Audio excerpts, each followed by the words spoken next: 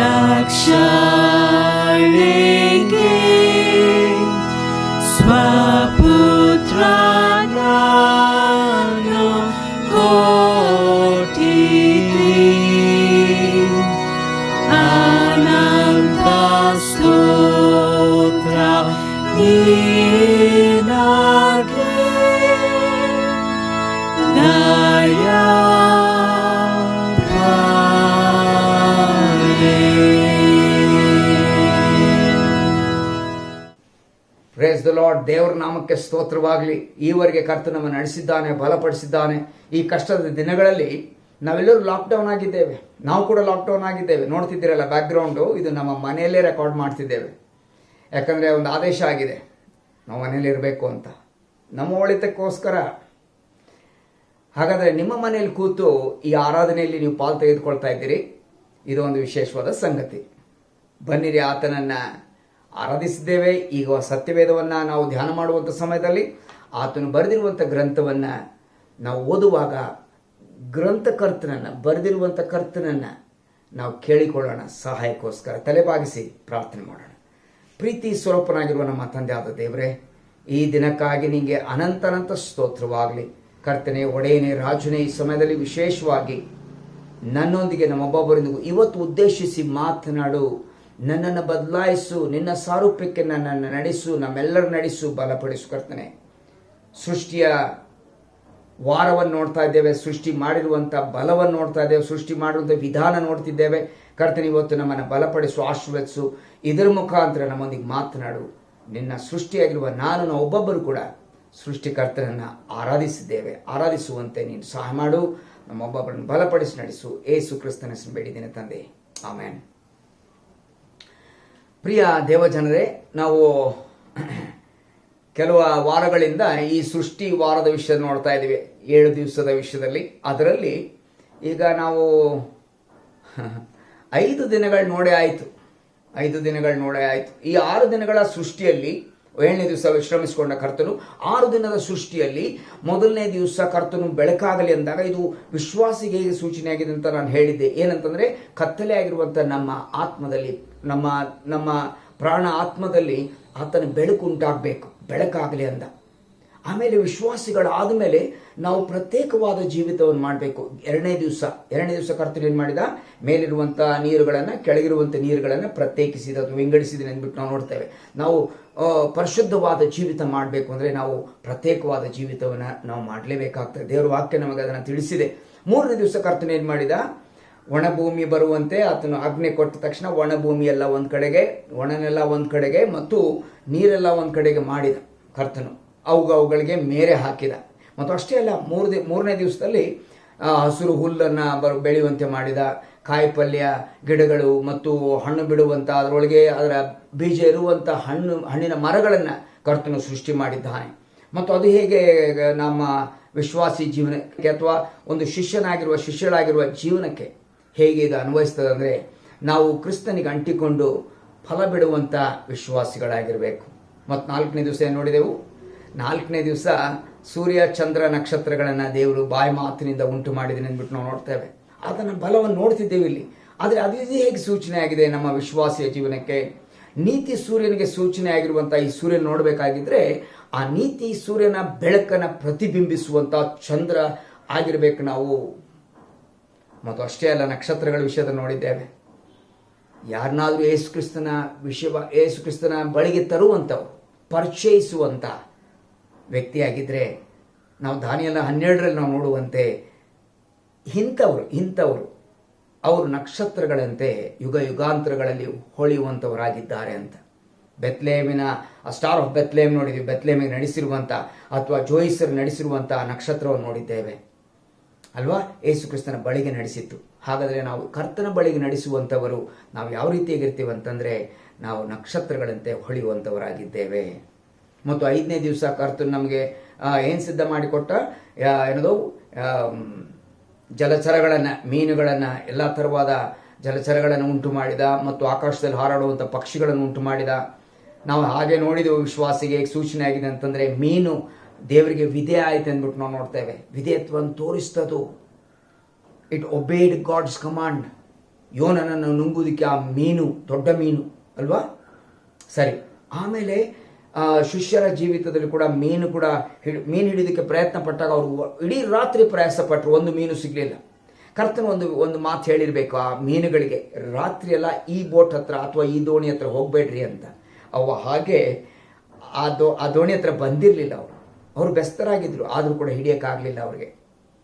ಆದರೆ ದೇವರ ಅಪ್ಪಣೆಗನುಸಾರವಾಗಿ, ಯೇಸು ಸ್ವಾಮಿಯ ಅಪ್ಪಣೆಗನುಸಾರವಾಗಿ ಆ ಮೀನುಗಳಲ್ಲಿ ಬಂದಾಗ ಬಲಗಡೆ ಬಲೆ ಹಾಕಿದ ತಕ್ಷಣ ಅವರಿಗೆ ರಾಶಿ ಮೀನು ಸಿಕ್ತು ಅಂದ್ಬಿಟ್ಟು ನಾವು ನೋಡ್ತಾ ಇದ್ದೀವಿ. ಇದರಲ್ಲಿ ಒಂದು ಭಾಳ ವಿಶೇಷವಾಗಿರುವಂಥ ಒಂದು ಸಂಗತಿ ಹೇಳಿದೆ. ಏನಂತಂದರೆ, ದೇವ ಸ್ವರೂಪದಲ್ಲಿ ಉಂಟು ಮಾಡಲ್ಪಡದೇ ಇರುವಂಥ ಮೀನು ದೇವರಿಗೆ ಅಷ್ಟು ವಿಧೇಯತೆಯನ್ನು ತೋರಿಸಿದರೆ, ಇವತ್ತು ನಾನು ನೀನು ಆತನ ಸ್ವರೂಪದಲ್ಲಿ ಉಂಟು ಮಾಡಲ್ಪಟ್ಟಿರುವಂಥ ನಾವು ವಿಶ್ವಾಸಿಗಳಾದ ನಾವು, ಆತನ ಮಕ್ಕಳಾಗಿರುವ ನಾವು ಎಷ್ಟು ಆತನಿಗೆ ವಿಧೇಯರಾಗಿ ಜೀವಿಸಬೇಕು ಅಂತ.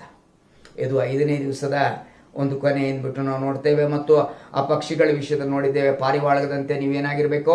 ನಿಷ್ಕಪಟಿಗಳಾಗಿರಬೇಕು. ಪಾರಿವಾಳ ಪರಿಶುದ್ಧಾತ್ಮನಿಗೆ ಸೂಚನೆ ಆಗಿತ್ತು ಅಂತ ತಿಳಿಸಿದ್ದೆ ನಾನು. ಮತ್ತೆ ತಿರುಗಿ ಎಲ್ಲವನ್ನು ಹೇಳೋದಕ್ಕೆ ಹೋಗೋದಿಲ್ಲ. ಆದರೆ ಇನ್ನೊಂದು ಪಕ್ಷಿಯನ್ನು ನಾವು ಮರೆಯೋಕ್ಕಾಗೋದಿಲ್ಲ. ಅದು ಆ ಗರುಡ ಪಕ್ಷಿ ಅಂತ ನೋಡ್ತಾ ಇದ್ದೀವಿ, ಅದು ಹದ್ದು ಅಂತ ನೋಡ್ತಾ ಇದ್ದೇವೆ. ಆ ಗರುಡ ಪಕ್ಷಿ ಏನದು ಉನ್ನತ ಸ್ಥಾನದಲ್ಲಿ ಅದು ಮನೆ ಮಾಡ್ತದೆ. ಅದರ ಮದುವೆ ಹೇಗಾಗ್ತದೆ ಅಂತ ನಾನು ಹೋದ ಸಾರಿ ತಿಳಿಸಿದ್ದೆ. ಅದನ್ನು ನಿಮ್ಗೇನಾದರೂ ಮಿಸ್ ಆಗಿದ್ರೆ ನೀವು ವಾಪಸ್ ಯೂಟ್ಯೂಬ್ಗೆ ಹೋಗಿ ಆ ಒಂದು ಸೆಕ್ಷನ್ ಕೂಡ ನೋಡ್ಬೋದು. ಸರಿ, ಹಾಗಾದರೆ ಮನೆ ಹೇಗೆ ಕಟ್ತದೆ, ಮದುವೆ ಹೇಗೆ ಮಾಡ್ಕೊಳ್ತದೆ, ಮನೆ ಹೇಗೆ ಕಟ್ತದೆ, ಮಕ್ಕಳನ್ನ ಹೇಗೆ ಮಾಡ್ತದೆ, ಆ ಗೂಡಿನಲ್ಲಿ ಇಟ್ಕೊಂಡಿರುವಂಥ ಮಕ್ಕಳಿಗೆ ತರಬೇತಿ ಹೇಗೆ ಕೊಡ್ತದೆ, ಪ್ರಪಂಚದಲ್ಲಿ ಹೋಗೋದಕ್ಕೆ ಹೇಗೆ ಸಹಾಯ ಮಾಡ್ತದೆ ಅಂತ ಕೂಡ ನಾವು ನೋಡಿದ್ವಿ. ಹಾಗಾದ್ರೆ ಪ್ರತಿಯೊಂದು ಒಂದು ವಿಶ್ವಾಸಿಯ ಜೀವನಕ್ಕೆ ಇದು ಹೋಲಿಕೆ ಆಗಿದೆ ಅಂದರೆ ಯಾವ ತಪ್ಪಾಗಲಿಕ್ಕಿಲ್ಲ.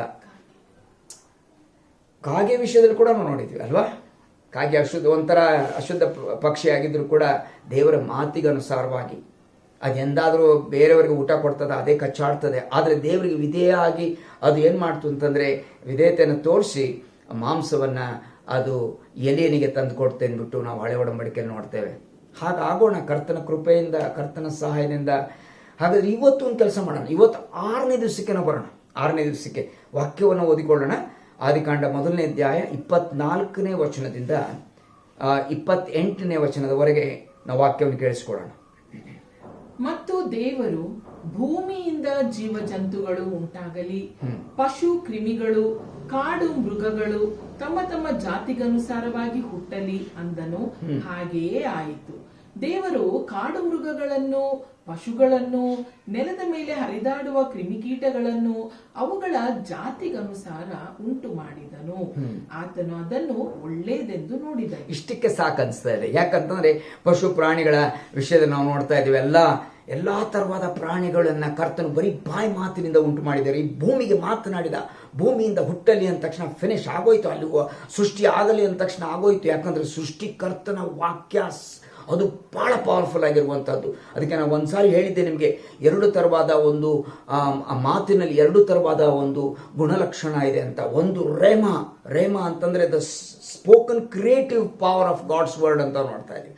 ಆತನು ರೇಮ ಅಂದ ತಕ್ಷಣ, ಮಾತನಾಡಿದ ತಕ್ಷಣ ಅದು ಸೃಷ್ಟಿ ಆಗುವಂಥ ಸ್ವರ ಅಂತ ನೋಡ್ತಾ ಇದ್ದೀವಿ, ಶಬ್ದ ಅಂತ ನೋಡ್ತಾ, ಬಹಳ ಶ್ರೇಷ್ಠವಾಗಿರುವಂಥ ಆತನ ವಾಕ್ಯದ ಬಲ ಅಂತ ನೋಡ್ತಾ ಇದ್ದೀವಿ. ಹಾಗಾದ್ರೆ ಭೂಮಿಗೆ ಮಾತಾಡಿದ ತಕ್ಷಣ ಭೂಮಿಗೆ ಮಾತಾಡಿದ ತಕ್ಷಣ ಎಲ್ಲ ಪ್ರಾಣಿಗಳು ಹುಟ್ಕೊಂಡ್ವಂತೆ. ಹಲೋ, ಇವತ್ತು ನಾವು ತಿಳ್ಕೊಂಡಿದ್ದೇವೆ ಅನೇಕರು ಪಶು ಪ್ರಾಣಿಗಳನ್ನು ಅಭ್ಯಾಸ ಮಾಡಿ, ಕ್ರಿಮಿಕೀಟಗಳನ್ನು ಅಭ್ಯಾಸ ಮಾಡಿ, ಒಂದು ರೀತಿಯಲ್ಲಿ ಅವನ್ನೆಲ್ಲ ಸ್ಟಡಿ ಮಾಡಿ ನೋಡಿದ್ರೆ ಎಷ್ಟಿದೆ ಗೊತ್ತೇನೆ ಇವತ್ತು. ಎಷ್ಟು ಸ್ಪೀಶೀಸ್, ಎಷ್ಟು ಥರವಾದ ಪ್ರಾಣಿ ಕ್ರಿಮಿಗಳು, ಎಲ್ಲ ಥರವಾದ ಕಾಡು ಪ್ರಾಣಿಗಳಾಗ್ಬೋದು, ಅಥವಾ ನಮಗೆ ಡೊಮೆಸ್ಟಿಕ್ ಆ್ಯನಿಮಲ್ಸ್ ಅಂತ ನೋಡ್ತಾ ಇದ್ದೀವಿ ಅಲ್ವಾ, ಸಾಕು ಪ್ರಾಣಿಗಳು. ಇವನ್ನ ನೋಡುವಾಗ ಎಷ್ಟಿದೆ ಗೊತ್ತೇನೋ? ಕೇಳಿಸ್ಕೊಳಕ್ಕೆ ರೆಡಿ ಇದ್ದೀರಾ? ಓಕೆ, ರೆಡಿ ಇದ್ದೀನಿ. ನಾನು ಹೇಳಕ್ಕೆ ರೆಡಿ ಇದ್ದೀನಿ ಈಗ. 80,70,000 ಜಾತಿಗಳಿವೆ ಅಂತ. ಅಂದರೆ ತರತರವಾದ ಪ್ರಾಣಿಗಳು, ಪಶುಗಳು, ಕಾಡು ಮೃಗಗಳು, ಕ್ರಿಮಿಕೀಟಗಳು. ನನಗೆ ಒಂಥರ ಕಷ್ಟ ಆಗ್ತದೆ ಇದು. ಯಾಕಂತಂದರೆ ಒಂದು ವರ್ಡಲ್ಲಿ ದೇವ್ರಿ ಒಂದೇ ಒಂದು ಉಂಟಾಗಲಿ ಅಂದ ತಕ್ಷಣ ಆಗೋಯ್ತು ಅಂದರೆ ಎಷ್ಟು ಎಂತೆಂಥ ಬಣ್ಣದ್ದು, ಎಂತೆಂಥ ತರಾವರಿ ಕರ್ತನು ಮಾಡಿ ಎಲ್ಲವನ್ನು ಸಿದ್ಧಪಡಿಸಿದ್ದಾನ್ರಿ. ಮಂಗನಿಂದ ಮಾನವ ಬರಲಿಲ್ಲ. ಅದಕ್ಕೆ ಒಂದು ಸಣ್ಣ ಒಂದು ಪೇಪರ್ ಕಟ್ಟಿಂಗ್ನಲ್ಲಿ ಒಂದು ಇದನ್ನು ಓದಿದ್ದೆ ನಾನು, ಒಂದು ಇಲಸ್ಟ್ರೇಷನ್ ಓದಿದ್ದೆ. ಅದೇನದು ದೃಷ್ಟಾಂತ ಓದಿದ್ದೆ ನಾನು. ಅದೇನಂತಂದರೆ ಒಂದು ಮರದ ಮೇಲೆ ಒಂದು ಚಿತ್ರ ನೋಡಿ, ಮರದ ಮೇಲೆ ಎಲ್ಲ ಕೋತಿಗಳು ಕೂತ್ಕೊಂಡಿದ್ವಂತೆ. ಒಂದು ಕೋತಿ ಪೇಪರ್ ಓದ್ತಾ ಇತ್ತಂತೆ, ನ್ಯೂಸ್ ಪೇಪರ್ ಓದ್ತಾ ಇತ್ತಂತೆ. ಸುಮ್ಮನೆ ದೃಷ್ಟಾಂತ, ನ್ಯೂಸ್ ಪೇಪರ್ ಓದ್ತಾ ಇತ್ತಂತೆ. ಆದರೆ ಹೆಡ್ಲೈನ್ಸ್ ಏನಿತ್ತಂತಂದರೆ, ಈ ಮನುಷ್ಯ ಇವನನ್ನು ಕೊಂದ, ಈ ಮನುಷ್ಯ ಅಲ್ಲಿ ಹಾಗೆ ಮಾಡ್ದ, ಕೆಟ್ಟ ಕೆಲಸಗಳನ್ನು ಮಾಡಿದ, ಎಷ್ಟೊಂದು ಜನವನ್ನು ನಾಶ ಮಾಡಿ ಪೂರ್ತಿ ಈ ರೀತಿಯಾಗಿ ಗೊಂದಲದೇ ಸಿಕ್ಕಾಕೊಂಡಿದ್ದಾನೆ ಈ ಮನುಷ್ಯ ಅಂತ ಓದಿದ ತಕ್ಷಣ ಆ ಕೋತಿ ಏನು ಮಾಡ್ತಂದ್ರೆ ಪೇಪರ್ ಮುಚ್ಚಿಬಿಟ್ಟು ಒಂದು ಸ್ಟೇಟ್ಮೆಂಟ್ ಮಾಡ್ತಂತೆ. ಏನು, ಈ ಮನುಷ್ಯರು ನಮ್ಮಿಂದನೇ ಆಮೇಲೆ ಮನುಷ್ಯರಾಗಿ ಬೆಳೆದ್ರ? ಈ did these people evolve from our status ಅಂತಂದ್ಬಿಟ್ಟು. ಹಾಗಾಗೋದಕ್ಕೂ ಸಾಧ್ಯ ಇಲ್ಲ. ಮಾನವರನ್ನು ದೇವರು ಬೇರೆ ಉಂಟು ಮಾಡಿದ್ದಾನೆ, ಪಶು ಪ್ರಾಣಿಗಳನ್ನು ಕರ್ತನು ಬೇರೆ ಉಂಟು ಮಾಡಿದ್ದಾನೆ. ಪಶು ಪ್ರಾಣಿಗಳು ನೋಡಬೇಕು ಅಂತಂದ್ರೆ ಇವತ್ತು ಬೇಕಾದಷ್ಟು ಸ್ಟಡಿ ಮಾಡ್ಬೋದು. ಅದರಲ್ಲಿ ನಮಗೆ ಪಾಠಗಳನ್ನು ಇಟ್ಟಿದ್ದಾನಂತ. ಯೋಬನ ಗ್ರಂಥದಲ್ಲಿ ನೋಡ್ತೀವಿ ನಾವು ಅದನ್ನು. Go and learn from the beasts, they will tell you the ways of the Lord ಅಂತ. ಆ ಮೃಗಗಳನ್ನು ಕೇಳ್ರಿ, ಅವು ತೋರಿಸ್ತವೆ ಯೆಹೋವನ ಮಾರ್ಗಗಳನ್ನು, ಯೆಹೋವನು ಯಾವ ರೀತಿಯಾಗಿದ್ದಾನೆ, ಯಾವ ರೀತಿಯಾಗಿ ಸೃಷ್ಟಿ ಮಾಡಿದ್ದಾನೆ ಅಂತ. ಅದನ್ನು ನೋಡಿದ ತಕ್ಷಣ ಒಂದು ವಿಶ್ವಾಸಿಗಳ ಅನೇಕ ಪ್ರಾಣಿಗಳು ದೃಷ್ಟಾಂತವಾಗಿವೆ. ಎಲ್ಲ ಪ್ರಾಣಿಗಳ ದೃಷ್ಟಾಂತವನ್ನು ತಗೊಳ್ಳೋದಕ್ಕೆ ನನಗೆ ಸಮಯ ಇಲ್ಲ. ಆದರೆ ಒಂದನ್ನು ಅಟ್ಲೀಸ್ಟ್ ನಾನು ತಗೊಳ್ಳೋದಕ್ಕೆ ನಾನು ಇಷ್ಟಪಡ್ತೀನಿ. ಅದು ಯಾರು ಅಂತಂತಂದರೆ, ಅದು ಯಾವುದು ಅಂತಂದರೆ ಒಂದು ಕುರಿಮರಿ ಅಂತ. ಒಂದು ಕುರಿಮರಿ. ಹೋ ದೇವ್ರೆ, ಈ ಕುರಿಮರಿಯನ್ನು ದೇವರು ಸೃಷ್ಟಿ ಮಾಡಿದ ತಕ್ಷಣ ಕರ್ತನು ಏನು ನೋಡಿದ ಅಂತಂದರೆ, ತನ್ನನ್ನೇ ಆತನು ಆ ಕುರಿಮರಿಯಲ್ಲಿ ಕಂಡನೆಂದ್ಬಿಟ್ಟು ನಾವು ನೋಡ್ತೇವೆ. ಆ ಕುರಿಮರಿ ಬ್ಯಾ ಅಂತ ಬಂದ ತಕ್ಷಣ ಕರ್ತನು ನೋಡಿ ಹೌದು, ನಾನು ಕೂಡ ಒಂದು ಕುರಿಮರಿ ಆಗಬೇಕು ಒಂದು ದಿವಸ ಅಂತ. ಅದು ನಮಗೆ ಯೋಹಾನ್ ಬರೆದ ಸುವಾರ್ತೆ ಮೊದಲನೇ ಅಧ್ಯಾಯದಲ್ಲಿ ಸ್ನಾನಿಕನಾದ ಯೋಹಾನನು ಅಲ್ಲಿ ನಿಂತಿರುವಂಥ ಜನರಿಗೆ ಪರಿಚಯಿಸಿಕೊಡುವಂಥ ಯಾರನ್ನ, ಯೇಸು ಸ್ವಾಮಿಯನ್ನ ಪರಿಚಯಿಸಿಕೊಡುವಂಥ ಸ್ಟೇಟ್ಮೆಂಟ್ನಲ್ಲಿ ನೋಡಿದಿರುವಂಥ ಮಾತು ಏನಂತಂದರೆ, ಇಗೋ ಆತನನ್ನು ನೋಡಿ, ಇಗೋ ಯಜ್ಞಕ್ಕೆ ನೇಮಿಸಿರುವಂಥ ದೇವರ ಕುರಿಮರಿ ಅಂತ, ಲೋಕದ ಸಮಸ್ತ ಪಾಪವನ್ನು ತೆಗೆದುಕೊಂಡು ಹೋಗುವಂಥ ದೇವರ ಕುರಿಮರಿ ಅಂತ ಇಂಟ್ರೊಡ್ಯೂಸ್ ಆಗೋಯಿತು. ಹಾಗಾದರೆ ಅವತ್ತು ಮಾತನಾಡಿದ ತಕ್ಷಣ ಕುರಿಮರಿ ಕೂಡ ಈಚೆ ಬಂದಾಗ, ಕುರಿಮರಿ ಕೂಡ ಸೃಷ್ಟಿಯಾದಾಗ ಅದನ್ನು ನೋಡಿ ಕರ್ತನಂದ, ಒಂದು ದಿವಸ ನಾನು ಕುರಿಮರಿಯಾಗಿ ಸಾಯ್ತೀನಿ ಅಂತ. ನಿಮ್ಗೆ ಗೊತ್ತಾ, ದೇವರ ಸ್ವರೂಪದಲ್ಲಿ ಉಂಟು ಮಾಡಿ, ಸ್ವಲ್ಪ ಮುಂದೆ ಹೋಗ್ತೇನೆ, ಸ್ವಲ್ಪ ಜಂಪ್ ಮಾಡ್ತೇನೆ. ಈಗ ಎಲ್ಲಿಗೆ? 3ನೇ ಅಧ್ಯಾಯಕ್ಕೆ. ಯಾವುದು? ಆದಿಕಾಂಡ 3ನೇ ಅಧ್ಯಾಯಕ್ಕೆ. ಆದಿಕಾಂಡ 3ನೇ ಅಧ್ಯಾಯದಲ್ಲಿ ನಾವೇನು ನೋಡ್ತೀವಿ ಅಂತಂದರೆ, ನಾವು ದೇವರ ಸೃಷ್ಟಿಯಲ್ಲಿ ಮಾಡಲ್ಪಟ್ಟಿದ್ರು ಕೂಡ ಆ ಒಂದು ಮಹಿಮೆಯನ್ನು ನಾವು ಕಳ್ಕೊಂಡೆವು. ಯಾಕಂದರೆ ಪಾಪದ ದೆಸೆಯಿಂದ ಆತನ ಮಹಿಮೆಯನ್ನು ಕಳ್ಕೊಂಡೆವು. ನಾವು ಕಳ್ಕೊಂಡ್ಮೇಲೆ ಬೆತ್ತಲೆ ಆಗಿರುವಂಥ ಆದಾಮ ಹವಳರನ್ನು ತಾವೇ ಮಾಡಿ ಹೊತ್ತುಕೊಂಡಿರುವಂಥ ಅಂಜೂರದ ಎಲೆಗಳ ಆ ಬಟ್ಟೆಯನ್ನು ತೆಗೆದುಬಿಟ್ಟು ಒಂದು ಪಶುವನ್ನು ಯಜ್ಞ ಮಾಡಿ ಅದರ ಚರ್ಮವನ್ನು ತೆಗೆದು ಆ ಚರ್ಮದ ಅಂಗಿಯನ್ನು ಆದಾಮ ಹವಳರಿಗೆ ಹೊದಿಸಿದೆ ಅಂದ್ಬಿಟ್ಟು ನಾವು ನೋಡ್ತೇವೆ. ಹಾಗಾದರೆ ಯಜ್ಞಕ್ಕೆ ನೇಮಕವಾಗಿರುವಂಥ ಕುರಿಮರಿ, ಯಜ್ಞಕ್ಕೆ ಬೇಕಾಗಿರುವಂಥ ವಸ್ತುವನ್ನು ಕರ್ತನು ಆದಾಮ ಹವಳರು ಬರೋಕ್ಕಿಂತ ಮುಂಚೆ ಸಿದ್ಧಪಡಿಸಿಕೊಂಡು ಅಂದ್ಬಿಟ್ಟು ನಾವು ನೋಡ್ತೇವೆ. ಇದು ಒಂದು ವಿಶೇಷವಾದ ಸತ್ಯ, ಪ್ರಿಯ ಸಹೋದರ ಸಹೋದರಿ. ಮತ್ತು ಆದರೆ ಅಷ್ಟೇ ಅಲ್ಲ, ಆ ಕುರಿ ವಿಷಯದಲ್ಲಿ ಅಷ್ಟೇ ಅಲ್ಲ, ಆ ಒಂದು ಯಾವುದು ಯಜ್ಞಕ್ಕೆ ನೇಮಿಸಿರುವಂಥ ಆ ಕುರಿಮರಿ ವಿಷಯದಲ್ಲಿ ಅಷ್ಟೇ ಅಲ್ಲ, ದೇವರು ತನ್ನನ್ನು ಕುರಿಮರಿಗೆ ಹೋಲಿಸಿಕೊಂಡಿದ್ದಾನೆ. ಮತ್ತು ಆತನ ಮಕ್ಕಳಾಗಿರುವ ನೀವು ಕೂಡ ಇವತ್ತು ಕುರಿಮರಿಗಳಾಗಿದ್ದೇವಂತ ಕರ್ತನು ಹೇಳಿದ್ದಾನೆ ನಮಗೆ. ಭಾಳ ಚಂದವಾಗಿರುವಂಥ ಒಂದು ಕೀರ್ತನೆ ಇದೆ, ಭಾಳ ಚಿರಪರಿಚಿತವಾಗಿರುವಂಥ ಕೀರ್ತನೆ. ಅದು 23ನೇ ಕೀರ್ತನೆಯಲ್ಲಿ ನಾವು ನೋಡ್ತಾ ಇದ್ದೀವಿ. ಏನು ನೋಡ್ತೀವಿ ಅಂತಂದರೆ, 23ನೇ ಕೀರ್ತನೆಯಲ್ಲಿ ಮೊದಲನೇ ವಚನವನ್ನು ನಾವು ಓದಿಕೊಳ್ಳೋಣ. Fine relationship between the sheep and the shepherd ಅಂತ ನೋಡ್ತಿದ್ದೆ. ಒಂದು ಕುರಿಮರಿಯಾಗಿರುವ ನೀನು ಮತ್ತು ನಮ್ಮ ಕುರುಬನಾಗಿರುವಂಥ ಯೇಸು ಸ್ವಾಮಿ ಇರುವಂಥ ಒಂದು ಸಂಬಂಧದ ವಿಷಯದಲ್ಲಿ ಮೊದಲನೇ ವಚನ ಓದಿಕೊಳ್ಳೋಣ. ಬಹಳ ಚೆನ್ನಾಗಿದೆ. ಯೆಹೋವನು ನನಗೆ ಕುರುಬನು, ಕೊರತೆ ಪಡೆನು. ಸಾಕು. ಮೊದಲನೇ ವಚನದಲ್ಲಿ ಯೆಹೋವ ನನಗೆ ಕುರುಬನು, ನಾನು ಕೊರತೆ ಪಡೆಯನು. ಹಾಗಾದ್ರೆ ಕೊರತೆ ಇಲ್ಲದೆ ಇರುವಂಥ ಜೀವನ ಏನಂತಂದರೆ, ಕರ್ತನು ಎಲ್ಲವನ್ನು ಒದಗಿಸುವಂಥ ದೇವರಾಗಿದ್ದಾನೆ, ನಮಗೆಲ್ಲವನ್ನು ಕೊಡುವಂಥ ದೇವರಾಗಿದ್ದಾನೆ, ನಮ್ಮನ್ನು ಸಾಕಿ ಸಲುವಿದ್ದಾನೆ. ಇವತ್ತು ನಿನ್ನ ಕುಟುಂಬವನ್ನು, ನಿನ್ನ ಮಕ್ಕಳನ್ನು ಕರ್ತನು ಸಾಕಿ ಸಲುವಿದ್ದಾನೆ, ಊಟ ಕೊಟ್ಟಿದ್ದಾನೆ ಮನೆಯಲ್ಲಿ. ದೇವರ ನಾಮಕ್ಕೆ ಸ್ತೋತ್ರ. ಇಂಥ ಲಾಕ್ಡೌನ್ ಪರಿಸ್ಥಿತಿಯಲ್ಲಿ ಕೂಡ ಕರ್ತನು ನಮಗೆ ಊಟವನ್ನು, ನಮಗೆ ಅನ್ನಪಾನಗಳನ್ನು ನಮ್ಮ ಟೇಬಲ್ ಮೇಲೆ ಇಟ್ಟಿದ್ದಾನೆ. ಅಂದರೆ ಇದು ಯೆಹೋವನು ಕುರುಬನಾಗಿರುವುದರಿಂದ, ಇವತ್ತು ನೀವು ಕುರಿಗಳಾಗಿರುವುದರಿಂದ. ಮತ್ತೆ ಇನ್ನು ನೆಕ್ಸ್ಟ್ ಏನಂತೆ, ಆತನು ಒದಗಿಸುವಂಥವು ನಿಜ. ಅದನ್ನು ಹೇಗೆ ಒದಗಿಸ್ತಾನಂತೆ? 2ನೇ ವಚನದಲ್ಲಿ, ಆತನು ಹಸಿರು ಗಾವಲುಗಳಲ್ಲಿ ನನ್ನನ್ನು ತಂಗಿಸುತ್ತಾನೆ, ವಿಶ್ರಾಂತಿಕರವಾದ ನೀರುಗಳ ಬಳಿಗೆ ಬರಮಾಡುತ್ತಾನೆ. He gives me bread and water ಅಂತ ನೋಡ್ತಾ ಇದ್ದೆ. He gives me feeding, he feeds me and then makes me drink. ಬಹಳ ಚಂದ ಇದೆ ಅಲ್ವಾ? ಇದು ನಾನು ಕುಡಿಯುವಾಗೆಲ್ಲ ಅನ್ಕೊಳ್ತಾ ಇರ್ತೀನಿ, ಆ ಕುರಿಮರಿದು ದಾವೀದನು ಕುರುಬನಾಗಿದ್ದ. ಅವನು ಇಮಿಡಿಯೇಟ್ ಆಗಿ ಏನು ಮಾಡ್ಬಿಟ್ಟ ಅಂದರೆ, ಹಿ ಚೇಂಜ್ ಹಿಸ್ ಪೊಸಿಷನ್. ಅವನು ಕುರುಬನಾಗಿದ್ದ. ಈಗ ಕುರಿಮರಿ ಸ್ಥಾನದಲ್ಲಿ ನಿಂತ್ಕೊಂಡು ಅವನು ಕುರುಬನಾಗಿ ಕುರಿಗಳಿಗೆ ಏನೇನು ಮಾಡ್ತಾ ಇದ್ನಲ್ಲ, ಆ ಅನುಭವಗಳಿಗಿಂತ ಜಾಸ್ತಿ ಅನುಭವ ಅವನು ಹೊಂದಿದ್ನೆಂದ್ಬಿಟ್ಟು ನಾವು ನೋಡ್ತೇವೆ. ವಿಶ್ರಾಂತಿಕರವಾದ ನೀರು ಬಳಿಗೆ ನಮ್ಮನ್ನು ಬರಮಾಡಿದ್ದಾನೆ. ಇವತ್ತು ವಿಶ್ರಾಂತಿ ಇಲ್ಲದೇ ಇರುವಂಥ ಸ್ಥಿತಿಗತಿಯಲ್ಲಿ ಕರ್ತನು ನಮ್ಮನ್ನು ವಿಶ್ರಾಂತಿಗೆ ನಡೆಸುವಂಥವನಾಗಿದ್ದಾನೆ. ಮುಂದೆ ನೋಡ್ತೇವೆ, 3ನೇ ವಚನದಲ್ಲಿ ನೋಡ್ತೇವೆ, ನನ್ನ ಪ್ರಾಣವನ್ನು ಉಜ್ಜೀವಿಸ ಮಾಡಿ ತನ್ನ ಹೆಸರಿಗೆ ತಕ್ಕಂತೆ ನೀತಿ ಮಾರ್ಗದಲ್ಲಿ ನನ್ನನ್ನು ನಡೆಸುತ್ತಾನೆ. ಈ 2 ಸಂಗತಿಗಳನ್ನ ನಾನು ಸ್ವಲ್ಪ ಟೈಮ್ ತಗೊಂಡು ಹೇಳ್ತೀನಿ. ಯಾಕಂತಂದ್ರೆ ನನ್ನ ಪ್ರಾಣವನ್ನ ಉಜ್ಜೀವಿಸ್ತಾನೆ. ಅದಕ್ಕೆ ಏನು ಗೊತ್ತಾ, ಒರಿಜಿನಲ್ ವರ್ಡ್ ಏನು ಗೊತ್ತೇನೆ? ರಿಸ್ಟೋರಿಂಗ್ ದ ಸೋಲ್ ಅಂತ. ರಿಸ್ಟೋರಿಂಗ್ ದ ಸೋಲ್ ಈಸ್ ಸುಕೆ ಏಟ್ರಿಯಾ. From that word we get psychiatry. Soul ಅಂದರೆ ಆ ಮನಸ್ಸು, ಆ ಒಂದು ಪ್ರಾಣ, ನಮ್ಮಲ್ಲಿರುವಂಥ ಮನಸ್ಸು. ಆ ಮನಸ್ಸು ಕೆಟ್ಟು ಹೋದಾಗ ಸೈಕಾಲಜಿಸ್ಟ್ ಹತ್ರ, ಸೈಕಾಟ್ರಿಸ್ಟ್ ಹತ್ರ ಹೋಗ್ತಾರೆ ಜನ. ಆದರೆ ನಮ್ಮ ಕರ್ತನೇ ನಮಗೆ ವಿಶೇಷವಾದ ಸೈಕಾಲಜಿಸ್ಟು, ಸೈಕಾಟ್ರಿಸ್ಟು. ಕರ್ತನ ಹತ್ರ ನಾವು ಬಂದಾಗ ಕುರಿಮರಿಗಳಂತೆ ಬಂದು ಆತನ ಹತ್ರ ನಾವು ಇರುವಾಗ ಕರ್ತನು ವಿಶೇಷವಾದ ರೀತಿಯಲ್ಲಿ ನಮ್ಮ ಮನಸ್ಸನ್ನು ಅಥವಾ ನಮ್ಮ ಹೃದಯವನ್ನು, ನಮ್ಮ ಪ್ರಾಣವನ್ನು ಉಜ್ಜೀವ ಪಡಿಸ್ತಾನೆ. ಅಂದರೆ ಹಿ ವಿಲ್ ರಿವೈವ್ ಅಸ್.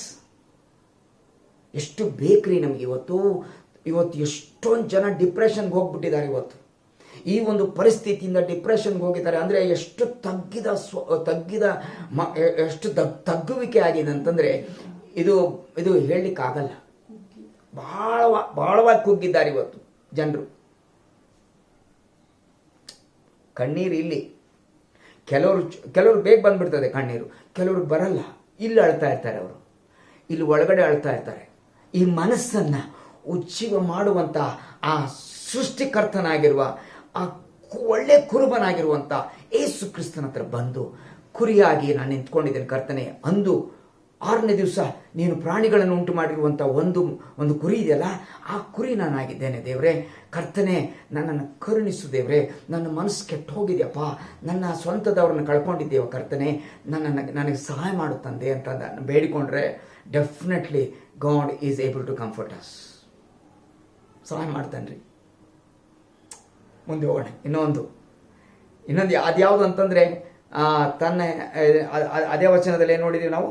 ಅದೇ ವಚನದಲ್ಲಿ ಏನು ನೋಡಿದೆವು?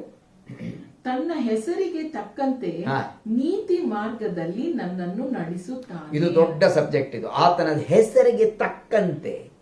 ಆತನು ನೀತಿವಂತನಾದ ದೇವರು. ಇಡೀ ಪ್ರಪಂಚದಲ್ಲಿ ನೀತಿವಂತನಾಗಿರುವ ದೇವರಿದ್ರೆ ಯೇಸು ಸ್ವಾಮಿ, ಯೇಸು ಕ್ರಿಸ್ತನು. ಪ್ರತಿಯೊಂದರಲ್ಲಿ ನೀತಿ, ಪ್ರತಿಯೊಂದರಲ್ಲಿ ನ್ಯಾಯ, ಸತ್ಯತೆ, ಪರಿಶುದ್ಧತೆ. What characters of Jesus! Fantastic. ಆ ಹೆಸರಿಗೆ ತಕ್ಕಂತೆ ನಾನು ಕುರಿಮರಿಯಾಗಿರುವ ಆ ಕುರುಬನ ಹೆಸರಿಗೆ ತಕ್ಕಂತೆ ನನ್ನನ್ನು ಆತನ ಮಾರ್ಗದಲ್ಲಿ, ನೀತಿಯಲ್ಲಿ ನನ್ನ ನಡೆಸ್ತಾನೆ. That is the provision of righteousness which is imputed to all believers. ನೀತಿಯ ನಿಲುವಂಗಿಯನ್ನು ಕರ್ತನು ನಮಗೆ ಒದಗಿಸಿದ್ದಾನ್ರಿ. ಆತ ನೀತಿಯನ್ನು ಶೇರ್ ಮಾಡ್ಕೊಂಡಿದ್ದಾನೆ ನಮ್ಮೊಂದಿಗೆ. 4ನೇ ದಿನ ನೋಡೋಣ ಮತ್ತೇನ್ ಮಾಡ್ತಾನೆ. 4ನೇ ವಚನದಲ್ಲಿ, ನಾನು ಕಾರ್ಗತ್ತಲಿನ ಕಣಿವೆಯಲ್ಲಿ ನಡೆಯುವಾಗಲೂ ನೀನು ಹತ್ತಿರವಿರುವುದರಿಂದ ಕೇಡಿಗೆ ಹೆದರೆನು. ನಿನ್ನ ದೊಣ್ಣೆಯೂ ನಿನ್ನ ಕೋಲು ನನಗೆ ಧೈರ್ಯ ಕೊಡುತ್ತವೆ. ಕಾರ್ಗತ್ತಲಿನ ಕಣಿವೆಯಲ್ಲಿ ಇವತ್ತು ಅನಿಸ್ತದೆ ಅಂದರೆ ಕೋವಿಡ್ ಪರಿಸ್ಥಿತಿಯಲ್ಲಿ ನಾವು ಕಾರ್ಗತ್ತಲಿನ ಕಣಿವೆಯಲ್ಲಿ ನಾವು ನಡೆದು ಹೋಗ್ತಾ ಇದ್ದೇವೆ. ಪ್ರಿಯ ಸಹೋದರ ಸಹೋದರಿ, ನಮಗೆ ಅನೇಕ ಇಷ್ಟು ವರ್ಷ ಯಾವುದು ಇರಲಿಲ್ಲ, ಈ ಥರವಾದ ಪ್ಲೇಗ್, ಈ ಥರವಾದ ಸಮಸ್ಯೆಗಳು ಆಗಿರಲಿಲ್ಲ. ಆದರೆ ನಾವೇನೋ ಬೇಗನೆ ಎದ್ದು ಬೇಗ ಸ್ನಾನ ಮಾಡ್ಕೊಂಡು ಬೇಗ ಬ್ರಷ್ ಗಿಶ್ ಮಾಡ್ಕೊಂಡು ಬೈಬಲ್ ಓದ್ಕೊಂಡು ನಾಷ್ಟ ಮಾಡ್ಕೊಂಡು ಟಕ್ಕಂತ ಬೈಕ್ ತೊಗೊಂಡು ಸ್ಕೂಟ್ರ್ ತೊಗೊಂಡು ಹೊರಟ್ಬಿಡ್ತಾ ಇದ್ವಿ ನಾವು. ಕೆಲಸಕ್ಕೆ ಹೋಗೋದು, ಅಲ್ಲಿ ಹೋಗೋದು, ಇಲ್ಲಿ ಹೋಗೋದು, ಬೇರೆ ಬೇರೆ ಕಾಲೇಜ್ಗೆ, ಸ್ಕೂಲ್ಗೆ, ಅಮ್ಮ ಟಿಫಿನ್ ಬಾಕ್ಸು, ಅದು ಇದು ಎಲ್ಲ ನಾವು ಜಾಲಿಯಾಗಿದ್ವಿ. ಆದರೆ ಈ ಸಮಯದಲ್ಲಿ ಏನಾಗೋಯ್ತು, ನಾವು ಕಾರ್ಗತ್ತಲಿನ ಕಣಿವೆಯಲ್ಲಿ ದಾಟಿ ಹೋಗ್ತಾ ಇದ್ದೀವಿ. ಪ್ರಿಯ ಸಹೋದರ ಸಹೋದರಿ, ಕೇಳಿಸ್ಕೊಳ್ಳಿ. We had a mountain top experience all these years. ಒಂದು ರೀತಿಯಲ್ಲಿ ಆ ಒಂದು ಬೆಟ್ಟದ ಮೇಲೆ ಇರುವಂಥ ಖುಷಿಯಾಗಿರುವಂಥ ಒಂದು ಅನುಭವವನ್ನು ನಾವು ಆ ರೀತಿಯಾದ ಒಂದು ಸಂಖ್ಯೆಯನ್ನು ಅನುಭವಿಸ್ತಾ ಇದ್ವಿ. ಆದರೆ ಈಗ ಏನು ಮಾಡಿದ್ದೀವಿ ಅಂತಂದರೆ, ಈಗ ಒಂದು ಕಾರ್ಗತ್ತಲಿನ ಕಣಿವೆಯಲ್ಲಿ ಹಾದು ಹೋಗ್ತಾ ಇದ್ದೇವೆ. ಈ ಕಾರ್ಗತ್ತಲಿನ ಕಣಿವೆಯಲ್ಲಿ ಹೋಗುವಾಗ ದಾವೀದನೇನು ಹೇಳ್ತಾನೆ, ಓದೋಣ ಅದನ್ನ. ನಾನು ಕಾರ್ಗತ್ತಲಿನ ಕಣಿವೆಯಲ್ಲಿ ನಡೆಯುವಾಗಲೂ ಹತ್ತಿರವಿರುವುದರಿಂದ ಕೇಡಿಗೆ ಹೆದರೆನು. ನಿನ್ನ ದೊಣ್ಣೆಯು ನಿನ್ನ ಕೋಲು ನನಗೆ ಧೈರ್ಯ ಕೊಡುತ್ತವೆ. ಓ ಲಾರ್ಡ್, ಅದಕ್ಕೆ ಬಹಳ ಚೆನ್ನಾಗಿದೆ ಅಲ್ಲ? ಕಾರ್ಗತ್ತಲಿನ ಕಣಿವೆಯಲ್ಲಿ ನಡೆಯುವಾಗಲೂ ಅಂತಂದ್ರೆ ಬೆಟ್ಟದ ಮೇಲೂ ಕರ್ತನಿರ್ತಾನೆ, ನಮ್ಮ ಸಂತೋಷದಲ್ಲಿಯೂ ಕೂಡ ಕರ್ತನಿರ್ತಾನೆ, ಕಾರ್ಗತ್ತಲಿನ ಕಣಿವೆಯಲ್ಲಿಯೂ ಅಲ್ಲಿಯೂ ಇರ್ತಾನೆ, ಅಲ್ಲಿ ನಡೆಯುವಾಗಲೂ ಇರ್ತಾನೆ. ಆತನು ಎಂದಿಗೂ ನಮ್ಮನ್ನು ಬಿಟ್ಟು ಹೋಗಲ್ಲ. ಏನಂತಂದ್ರೆ ಇನ್ನೊಂದು ನೋಡಿಬೇಕಾದ್ರೆ ಸಕ್ಕರೆ ಇದ್ದಲ್ಲೇ ಇರುವೆ ಎಲ್ಲ ಮುತ್ಕೋತಾವಂತೆ. ಎಲ್ಲ ಚೆನ್ನಾಗಿರುವಾಗ ಎಲ್ಲ ಮುತ್ಕೋತಾರೆ. ಏನೋ ಸ್ವಲ್ಪ ಕಷ್ಟ ಬರಲಿ ಪಠಾರಂತ ಓಡೋಗ್ಬಿಡ್ತಾರೆ ಜನರು. ಇವತ್ತು ನಾವು ನೋಡ್ಬೇಕಾದ್ರೆ ನಮ್ಮ ಸ್ವಂತದವರು ಆ ರೀತಿಯಾಗಿ ಮಾಡ್ಬೋದು, ನಿಮ್ಮ ಸ್ವಂತದವರು ಆ ರೀತಿಯಾಗಿ ಮಾಡಿರ್ಬೋದು. ನಿಮ್ಮನ್ನು ಡೆಸರ್ಟ್ ಮಾಡಿಬಿಡುವ, ಸ್ವಲ್ಪ ಬಡತನ ಬಂದ ತಕ್ಷಣ ನಿಮ್ಮನ್ನು ಸಪ್ರೇಟ್ ಮಾಡುವಂಥದ್ದು. They always want to associate themselves with rich people ಅಲ್ವಾ. ಭಾಳ ಐಶ್ವರ್ಯವಂತರಾಗಿರುವಂಥ ಭಾಳ ಜ್ಞಾನಿ ಉಳ್ಳವರೊಂದಿಗೆ, ಮತ್ತು ಅಷ್ಟೇ ಅಲ್ಲ, ಸ್ಥಾನಮಾನ ಇದ್ರೆ ಅಂತೂ ಮುಗದೇ ಹೋಯ್ತು. ಅದು ವಿಧಾನಸೌಧದಲ್ಲಿ ಏನೋ ಸ್ವಲ್ಪ ಕನೆಕ್ಷನ್ ಇದ್ರೆ ಮುಗದೇ ಹೋಯ್ತು ಅಲ್ವಾ. ಅಲ್ಲಿಗೆ ಹೋಗ್ಬಿಡ್ತಾರೆ, ನಮ್ಮ ಚಿಕ್ಕಪ್ಪ ದೊಡ್ಡಪ್ಪ ಅಂದ್ಬಿಡ್ತಾರೆ ಅವ್ರಿಗೆ. ಇದು ಮಾನವಂದು. ಆದರೆ ದೇವರದೇನಂತಂದರೆ, ನಮ್ಮ ಕಷ್ಟದಲ್ಲಿ, ನಮ್ಮ ಸಂಕಟದಲ್ಲಿ, ನಿನಗೆ ಇವತ್ತು ಕಾಸಿಲ್ಲ, ಅದು ಇಲ್ಲ, ಆರೋಗ್ಯ ಇಲ್ಲ, ನೀ ಎಷ್ಟು ದುಃಖದಲ್ಲಿದ್ದರೂ ಕೂಡ ಕಾರ್ಗತ್ತಲಿನೇ ನಡೆಯುವಂಥ ನಿನಗೆ ನನಗೆ, ನಮ್ಮ ಕುಟುಂಬಗಳಿಗೆ ಸಾಂತ್ವನ ಕೊಡುವಂಥ ದೇವರಿದ್ರೆ ಆತನ ಹೆಸರು ಯೇಸು. ಕರ್ತನೇ ನಾನು ಬಲಪಡಿಸಲಿ, ಇವತ್ತು ಕರ್ತನೇ ನಾನು ಬಲಪಡಿಸಲಿ. ಪ್ರಿಯ ಸಹೋದರ ಸಹೋದರಿ, you should stop crying today. Jesus is next to you, in your home. ನಿನ್ನ ಮನೆಯಲ್ಲಿ ಆತ ನಿನ್ನ ಸೋಫಾ ಮೇಲೆ ಕೂತ್ಕೊಂಡಿದ್ದಾನೆ. ಇದನ್ನು ನೋಡ್ತಾ ಇದೆಯಲ್ಲ ನೀನು, ಅದಕ್ಕೆ ನೀನು ಏನು ಹೇಳು ಅಂತಂದರೆ ಕರ್ತನಿಗೆ, thank you dear shepherd, I want to continue to be your sheep. ನಾನು ಯಾವಾಗಲೂ ನಿನ್ನ ಕುರಿಮರಿಯಾಗಿರ್ತೇನೆ. ನನ್ನ ಕುರುಬನೇ, ಒಳ್ಳೆ ಕುರುಬನೇ, ನಿನಗೆ ಥ್ಯಾಂಕ್ಸ್ ಅಂತ ನಾವು ಹೇಳೋಣವೇ. ಮತ್ತು ಇನ್ನೊಂದು ನೋಡೋಣ. 5ನೇ ವಚನ ಒಂದು ಓದಿಕೊಳ್ಳೋಣ. ವೈರಿಗಳ ಮುಂದೆಯೇ ನೀನು ನನಗೋಸ್ಕರ ಔತಣವನ್ನು ಸಿದ್ಧಪಡಿಸುತ್ತಿ, ನನ್ನ ತಲೆಗೆ ತೈಲವನ್ನು ಹಚ್ಚಿಸುತ್ತಿ, ನನ್ನ ಪಾತ್ರೆಯು ತುಂಬಿ ಹೊರಸೂಸುತ್ತದೆ. ಇದೇನಪ್ಪ, ಇವರು ಸೃಷ್ಟಿವಾರದ ವಿಷಯದಲ್ಲಿ ಹೇಳಿಬಿಟ್ಟು ಇದೇನು ಬರೀ ಒಂದು ಕುರಿಮರಿ ವಿಷಯದಲ್ಲಿ ಹೇಳ್ತಾ ಇದ್ದಾರಲ್ಲ, ಕೀರ್ತನೆ 23 ವಿಷಯದಲ್ಲಿ ಹೇಳ್ತಾ ಇದ್ದಾರಲ್ಲ ಅಂತ, ಇದರ ಒಂದು ವಿವರಣೆ ಕೊಡ್ತಾ ಇದ್ದಾರಲ್ಲ ಅಂತ. ಯಾಕಂದ್ರೆ ಇದು ಅವಶ್ಯವಾಗಿರುವಂತ ಒಂದು ಸಂಗತಿ. ಇದು ನೋಡೋಣ, 5ನೇ ವಚನವನ್ನು ಓದೋಣ, ಮತ್ತೆ ತಿರುಗಿ ಓದೋಣ. ಏನಂತ ಹೇಳ್ತದೆ? ವೈರಿಗಳ ಮುಂದೆಯೇ ನೀನು ನನಗೋಸ್ಕರ ಔತಣವನ್ನು ಸಿದ್ಧಪಡಿಸುತ್ತಿ. ಸಾಕು, ಅಷ್ಟಕ್ಕೆ ಸಾಕು. ವೈರಿಗಳ ಮುಂದೆ ಏನೋ ಸಂದರ್ಭ, ಏನೋ ಕಾಂಟೆಕ್ಸ್ಟ್, ಏನೋ ವೈರಿಗಳು ನಿಂತ್ಕೊಂಡು ನೋಡ್ತಿರುವಂಥ ಸಮಯದಲ್ಲಿ ನಿಮ್ಮನ್ನ ಕರ್ತನು ಸಂತೈಸ್ತಾನೆ, ಮೇಲೆತ್ತಾನೆ. ಇದು ಒಂದು ವಿಶೇಷವಾಗಿರುವಂಥ ಒಂದು ಆ character of that wonderful shepherd. ಆತನ ಗುಣ ಇದು. ವೈರಿಗಳು ನಿಂತ್ಕೊಂಡಿರುವಾಗಲೇ ಅವ್ರ ಮುಂದೆನೇ ನಿಮ್ಮನ್ನು ಮೇಲೆತ್ತಾನೆ. ನಿಮ್ಗೆ ಯಾರಾದರೂ ತಳ್ಳಿಬಿಟ್ಟಿದ್ದಾರ, ಇವರೇನು ಸರಿ ಇಲ್ಲ ಅಂತ, ಅವರ ಮುಂದೆನೇ ನೀನು ಮೇಲೆ ಹೋಗ್ತೀಯ. ಯಾವಾಗ? ಕುರಿಮರಿ ಆಗೋದಕ್ಕೆ ನೀನು ಇಷ್ಟಪಟ್ಟು ಆತನಿಗೆ ಒಪ್ಪಿ ಬಾಳುವಾಗ, ನನ್ನದೇ ಮಾಡ್ಕೊಂಡು ನಾವು ಹೋಗುವಾಗ, ನಮ್ಮದೇ ನಾವು ಮಾಡ್ಕೊಂಡು ಹೋಗುವಾಗ, ನಮ್ಮ ಜ್ಞಾನದಲ್ಲಿ, ನಮ್ಮ ಒಂದು ಶೋನಲ್ಲಿ ನಾವು ಹೋಗ್ತಾ ಇದ್ರೆ ಕರ್ತನ ಬರಲ್ಲ ಅಲ್ಲಿ. ಆದರೆ ಕರ್ತನ ಯಾವ ಬರ್ತಾನಂತಂದರೆ, ತಗ್ಗಿದ ಮನಸ್ಸು, ಕುಗ್ಗಿದ ಮನಸ್ಸಿನಲ್ಲಿ, ಅಥವಾ ಒಂದು ರೀತಿಯಲ್ಲಿ ನಾವು ದೀನರಾಗಿ ಬರುವಾಗ ಸಹಾಯ ಮಾಡ್ತಾನೆ ಕರ್ತನು. ವೈರಿಗಳ ಮುಂದೆ ಏನು ಮಾಡ್ತಾನಂತೆ? ಔತಣವನ್ನು ಸಿದ್ಧಪಡಿಸ್ತಾನಂತೆ. ಔತಣ ಸಿದ್ಧಪಡಿಸುವುದಂದ್ರೆ ಏನು ಅಂತಂದರೆ, ನಿನಗೆ ಸಮೃದ್ಧಿ ಆಗುವಂತೆ ಮಾಡ್ತಾನೆ. ಆಫ್ಕೋರ್ಸ್ ಅವತ್ತಿನ ಒಂದು ಕಾಂಟೆಕ್ಸ್ಟ್ನಲ್ಲಿ ನಿಜವಾಗ್ಲೂ ಔತಣ ಮಾಡಿಸ್ತಾ ಇದ್ದ ಬಿಡಿ, ಏನದೋ ಕುರಿಗಳಿಗೆ ಬೇಕಾಗಿರುವಂಥ ಮೇವುಗಳನ್ನು ಕೊಡ್ತಾ ಇದ್ದ. ಯಾಕಂದ್ರೆ ದೊಣ್ಣೆ, ಕೋಲು ಎರಡೂ ನೋಡ್ತಾ ಇದ್ದ. ದೊಣ್ಣೆ ಅಂತ ಓಡಿಸೋಕ್ಕೆ, ಯಾವುದನ್ನು ಓಡಿಸೋಕ್ಕೆ? ವೈರಿಯನ್ನು ಓಡಿಸೋಕ್ಕೆ. ತೋಳಗಳು ಬರ್ತವೆ, ನರಿಗಳು ಬರ್ತವೆ, ಅವುಗಳನ್ನು ಸಿಂಹಗಳನ್ನು ಬರ್ತವೆ, ಅವ್ರನ್ನ ಓಡಿಸೋದಕ್ಕೆ, ನಮ್ಮ ವೈರಿಗಳನ್ನು, ಅವನ ತಲೆಯನ್ನು ಜಜ್ಜಿ ಹಾಕೋದಕ್ಕೆ ದೊಣ್ಣೆ ಇಟ್ಟಿದ್ದಾನೆ ಕರ್ತನು. ನಮ್ಮೆಲ್ಲರನ್ನ ಪ್ರೊಟೆಕ್ಟ್ ಮಾಡೋದಕ್ಕೆ ಕರ್ತನು ವಿಶೇಷವಾದ ಒಂದು ಅಸ್ತ್ರವನ್ನು ಕರ್ತನು ಇಟ್ಕೊಂಡಿದ್ದಾನೆ. ಮತ್ತು ಅಷ್ಟೇ ಅಲ್ಲ, ಕೋಲು ಅಂತಂದರೆ ಒಬ್ಬ ಒಂದು ಕುರುಬನ ಕೋಲು ಹೇಗಿರ್ತದಂದರೆ, ಮೇಲ್ಗಡೆ ಹಿಂಗಿರ್ತದೆ ಅಲ್ವಾ, ಒಂದು ಬೆಂಡ್ ಆಗಿರ್ತದೆ, ಕೊಕ್ಕೆ ಥರ ಇರ್ತದೆ ಮತ್ತು ಉದ್ದ ಇರ್ತದೆ. ಅದನ್ನ ಹಿಡ್ಕೊಂಡು ಓಡಾಡ್ತಾನೆ. ಯಾಕೆ ಅದು ಕೊಕ್ಕೆ ಅಂತಂದರೆ, ಮೇಲ್ಗಡೆ ನಿಲುಕ್ಲಿಕ್ಕಾಗದೇ ಇರುವಂಥ ಏನಾದರೂ ಸೊಪ್ಪು ಬೇಕಾಯಿತು ಅಂತಂದರೆ, ಅಥವಾ ಏನಾದರೂ ಒಂದು ಬೇಕಾಯಿತು ಅಂದರೆ ಅದನ್ನು ಬಗ್ಗಿಸ್ತಾನಂತೆ. ಯಾವುದು ನಿನಗೆ ಎಟ್ಗಲ್ವಲ್ಲ, ಅದನ್ನು ನಿಮಗೆ ಎಟ್ಕೊಂಡು ಮಾಡ್ತಾನಂತೀರಿ. ಆತನೇ ನಿಜವಾದ ಒಂದು ಏನೋ ಶ್ರೇಷ್ಠವಾದ ಒಳ್ಳೆ ಕುರುಬನ ಗುಣಲಕ್ಷಣ. ರಿಜಾಯ್ಸ್. ಇವತ್ತು ನೀನು ಸಂತೋಷ ಪಡು. ಇಂಥ ಕುರುಬನು ನಿನಗೆ ಪರಿಚಯ ಆಗಿದ್ರೆ ಸಂತೋಷ ಪಡು. ಇಂಥ ಕುರುಬನ ಪರಿಚಯ ನಿನಗಾಗಿಲ್ಲ ಅಂತಂದರೆ, ಇವತ್ತು ಕೂಗಿ ಹೇಳ್ತಾ ಇದ್ದೀನಿ, ಇಂಥ ಕುರುಬನ ಪರಿಚಯ ನಿನಗಾಗಿಲ್ಲ ಅಂತಂದರೆ ಇವತ್ತೇ ಕೇಳ್ಕೋ, ದೇವಾ ಯೇಸುವೆ, ನಾನು ಪಾಪ ಮಾಡಿದ್ದೆ, ನಾನು ಕ್ಷಮಿಸು, ನಾನು ಒಳಗಡೆ ಬಾ, ನನ್ನನ್ನು ನಿನ್ನ ಕುರಿಮರಿಯನ್ನಾಗಿ ನನ್ನನ್ನು ಮಾಡಿಕೋ ಅಂತ. ಆತನೇ ನಿನ್ನನ್ನು ಸಾಕಿಸಲುತ್ತಾನೆ. ಆಮೇಲೆ ಏನು ನೋಡ್ತೇವೆ ನಾವು? ಮತ್ತೆ ನೋಡ್ತೇವೆ ಅದೇ ವಚನದಲ್ಲಿ 5ನೇ ವಚನ. ನನ್ನ ತಲೆಗೆ ತೈಲವನ್ನು ಹಚ್ಚಿಸುತ್ತಿ. ಸಾಕು. ನನ್ನ ತಲೆಗೆ ತೈಲವನ್ನು ಹಚ್ಚಿಸುತ್ತಿ ನೀನು. ತಲೆಗೆ ತೈಲವನ್ನು ಹಚ್ಚಿಸುವಂಥದ್ದು ನೋಡಿದ್ರೆ ಕೇಳಿಸ್ಕೊಳ್ಳಿ, ನಾವು ನಮ್ಗೇನು ಗೊತ್ತಾ, ಈ 21ನೇ ಶತಮಾನದಲ್ಲಿ ನಾವು ಸಿಟಿಯಲ್ಲಿದ್ದೇವೆ, ಇವೆಲ್ಲ ಗೊತ್ತಾಗಲ್ಲ. ಆದರೆ ಕುರುಬನ್ ಗೊತ್ತು. ಅವತ್ತು ಈಗ ಇದನ್ನು ಬರೆದಿರುವಂಥ ದಾವಿದನು ಕೂಡ ಅವನಿಗೊಂದು ಎಣ್ಣೆದು ಒಂದು ಬಾಟ್ಲ್ ಇರ್ತಾ ಇತ್ತಂತೆ. ಅವನಿಗೆ ಪ್ರತಿಯೊಬ್ಬ ಕುರುಬನಿಗೆ ಒಂದು ಎಣ್ಣೆ ಬಾಟ್ಲ್ ಇರ್ತಾ ಇತ್ತಂತೆ. ಆ ಒಂದು ಎಣ್ಣೆ ಚೀಲವನ್ನು ತಗೊಂಡೇ ಓಡಾಡ್ತಿದ್ದ ಅವನು. ಯಾಕಂದರೆ ಅವನಿಗೆ ಗೊತ್ತಿತ್ತು. ಏನು ಮಾಡ್ತಾವೆ ಗೊತ್ತಾ, ಕುರಿಗಳು ಅವಕ್ಕೆ ಮೂಗಿಂದ ಕೆಲವು ಕ್ರಿಮಿಗಳು ಹೋಗಿ, ಆ ನೊಣ ಹೋಗಿ ಅಥವಾ ಯಾವುದೋ ಒಂದು ಹೋಗ್ಬಿಟ್ಟು ಅಲ್ಲಿ ಮೊಟ್ಟೆ ಇಟ್ಟ ತಕ್ಷಣ ಅದರ ಹುಳ ಒಳಗೆ ಹೋಗ್ತದೆ. ಅದು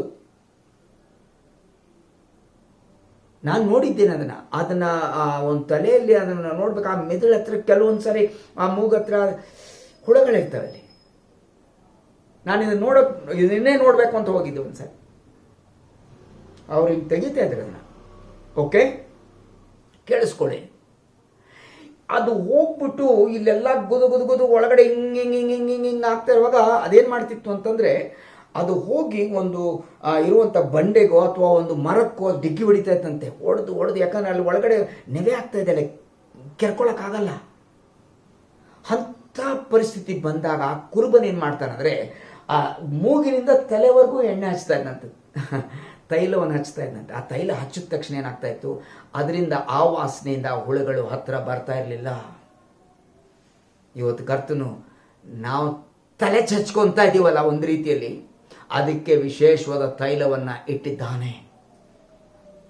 ಪರಿಶುದ್ಧಾತ್ಮನೆಂಬುವ ಆ ತೈಲವನ್ನು ಹಚ್ಚಿದ್ದಾನೆ. ಈತನ ಬಲದಲ್ಲಿ ನಾವು ಇವತ್ತು ಜೀವಿಸಬೇಕು.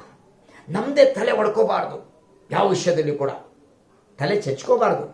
ಯಾವ ವಿಷಯದಲ್ಲಿ ಕೂಡ, ನಮ್ಮ ಕುಟುಂಬದ ವಿಷಯದಲ್ಲಾಗ್ಬೋದು, ಮಕ್ಕಳ ವಿಷಯದಲ್ಲಾಗ್ಬೋದು, ಯಾರ ಹೆಲ್ತ್ ವಿಷಯದಲ್ಲಾಗ್ಬೋದು, ಕಾಸಿನ ವಿಚಾರ, ಯಾವುದ್ರಲ್ಲಿ ವಿಷಯದಲ್ಲಿ ಕೂಡ ನಾವು ಕರ್ತನೆ ನೀನು ತೈಲವನ್ನು ಹಚ್ತಿ ಅಂತ ನೀನು ಹೇಳಿದೆಯಲ್ಲ, ಯಾವುದೋ 23ನೇ ಕೀರ್ತನೆ 5ನೇ ವಚನದಲ್ಲಿ ಹೇಳಿದ್ಯಲ್ಲಪ್ಪ, ನನಗೆ ತೈಲವನ್ನು ಹಚ್ಚಿಸ್ತಿ ಅಂತ ಹೇಳಿದೆಯಲ್ಲ, ಹಚ್ಚು. ನಿನ್ನ ತೈಲದ ಬಲದಲ್ಲಿ, ನಿನ್ನ ಆ ಒಂದು ಪರಿಶುದ್ಧಾತ್ಮನ ಬಲದಲ್ಲಿ ನಾನು ಜೀವಿಸ್ತೇನೆ, ಮುಂದೆ ಹೋಗ್ತೇನೆ ಅಂತ. ಮತ್ತು ಇನ್ನೊಂದೇನು ಮಾಡ್ತಾನೆ, ಅದೇ ವಚನದಲ್ಲಿ ನಾವು ಏನ್ ನೋಡ್ತೇವೆ, ತೈಲವನ್ನು ಹಚ್ಚಿಸ್ತಿ, ಆಮೇಲೆ ನನ್ನ ಪಾತ್ರೆಯು ತುಂಬಿ ಹೊರಸೂಸುತ್ತದೆ. ನನ್ನ ಪಾತ್ರೆ ತುಂಬಿ ಹೊರಸೂಸ್ತದೆ. ಅದು ಹೊರಗಡೆ ಬರ್ತದೆ. ಅದು it will come out, it will overflow ಅಂತ ನೋಡ್ತಾ ಇದ್ದೀವಿ. ಓವರ್ಫ್ಲೋ ಅಂತ ಅನ್ನುವಾಗ ನಾವು ಬರೀ ಏನು ಅನಿಸ್ತದೆ ಗೊತ್ತಾ, ನಾವು ಮೈಂಡ್ 21st ಸೆಂಚುರಿಯಲ್ಲಿ ನಮಗೆ ರೈಸ್ ಬೇಕು, ನಮಗೆ ಪ್ಯಾಕೇಜ್ ಏನು ಸ್ಯಾಲ್ರಿ ಪ್ಯಾಕೇಜ್ ಇದಿರೋದ್ರಿಂದ, ಮತ್ತು ನಾವು ಲೋನ್ ಕಟ್ಟಬೇಕು ಕಾರ್ಗೆ, ಯಾವುದಕ್ಕೆ ಮನೆಗೆ, ಇದು ಇರೋದ್ರಿಂದ ನಮಗೆ ಓವರ್ಫ್ಲೋ ಅಂತ ತಕ್ಷಣ ದುಡ್ಡಿನ ವಿಚಾರದಲ್ಲಿ ಮಾಡ್ತೀವಿ. ಇಲ್ಲ, ಇದು ಮೊದಲು ದುಡ್ಡಿನ ವಿಚಾರ ಅಲ್ಲ. ಇದು ಒಂದು ಕುರಿಮರಿಗೆ ಒಂದು ಸಂತೋಷ ಆಗಬೇಕು ಅಂತಂದರೆ, ನನ್ನ ಕುರುಬನು ನನ್ನ ಜೊತೆಗಿದ್ದಾನೆ. That is overflowing confidence in me. That confidence is overflowing because my shepherd is standing. ನನಗೆ ಭಯ ಇಲ್ಲ, ನನ್ನ ಸೃಷ್ಟಿಕರ್ತನೆ ನನಗೆ ಕುರುಬನಾಗಿದೆ, ಒಳ್ಳೆ ಕುರುಬನಾಗಿದ್ದಾನೆ. ಆತ ನನ್ನ ಪಕ್ಕ ಕೂತಿದ್ದಾನೆ, ನನ್ನ ಜೊತೆಗೆ ನಡೀತಾನೆ. ಇದು ಸಂತೋಷದ ಆ ಪಾತ್ರೆ ಉಕ್ಕಬೇಕು, ಅದು ಉಕ್ಕುತ್ತದದು ಹೊರಗಡೆ ಗೊತ್ತಾಗಬೇಕು. ಆ ಸಂತೋಷವನ್ನು ಹಂಚಿಕೊಳ್ಳೋಣ, ಸಮಾಧಾನವನ್ನು ಹಂಚಿಕೊಳ್ಳೋಣ, ಕೌನ್ಸಿಲಿಂಗ್ ಹಂಚಿಕೊಳ್ಳೋಣ. ಈ ರೀತಿಯಾದ ಒಂದು ಅನೇಕ ವಿಚಾರಗಳನ್ನು ಕರ್ತು ನಮ್ಗೆ ವಿಶೇಷವಾದ ಸಂಗತಿಗಳನ್ನು ತುಂಬಿಸಿ ಹೊರಸೂಸಿ ಕೊಡುವಾಗ ನನಗೆ ನಿನಗೆ ಇವತ್ತು ಸಂತೋಷ ಆಗಬೇಕು. ಸರಿ, ಆಮೇಲೆ 6ನೇ ವಚನ ಒಂದು ಓದಿಕೊಂಡ್ಬಿಡೋಣ. 6ನೇ ವಚನದ ಒಂದು ಓದಿಕೊಂಡ್ಬಿಡೋಣ. ನಿಶ್ಚಯವಾಗಿ ನನ್ನ ಜೀವಮಾನದಲ್ಲೆಲ್ಲ ಶುಭವು ಕೃಪೆಯು ನನ್ನನ್ನು ಹಿಂಬಾಲಿಸುವವು. ನಾನು ಸದಾ ಕಾಲವು ಯೆಹೋವನ ಮಂದಿರದಲ್ಲಿ ವಾಸಿಸುವೆನು. ನಾನು ನೋಡ್ಬಿಡ್ರಿ ಒಂದ್ಸರಿ, ಮುಗಿಸ್ತಾ ಇದ್ದೇನೆ ಈ ಭಾಗವನ್ನು ಮುಗಿಸ್ತಾ ಇದ್ದೇನೆ.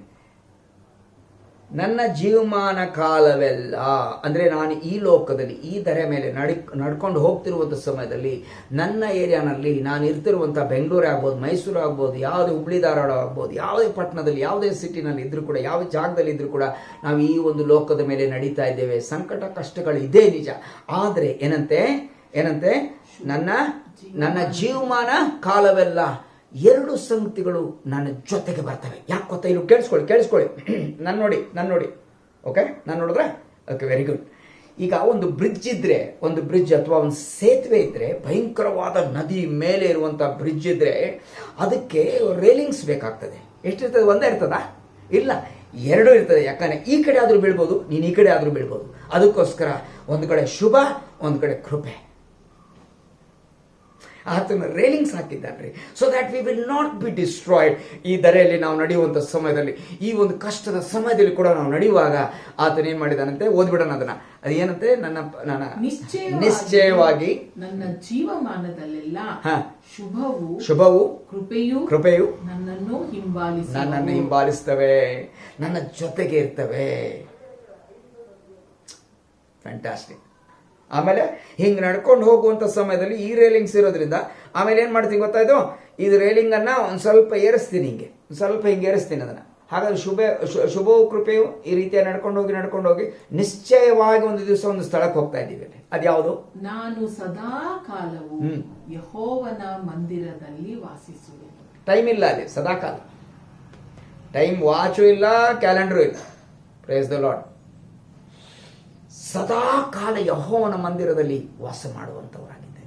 ಒಂದು ಕುರಿಮರಿ ಆ ಕುರುಬನ ಮನೆಗೆ ಸೇರುವಂಥದ್ದೇ ಅತಿ ಶ್ರೇಷ್ಠವಾಗಿರುವಂಥ ಒಂದು ಸಂತೋಷ. ಇಲ್ಲೂ ಕೂಡ ಅನುಭವ ಇದೆ, ಮುಂದೆ ಕೂಡ ಅನುಭವ ಇದೆ.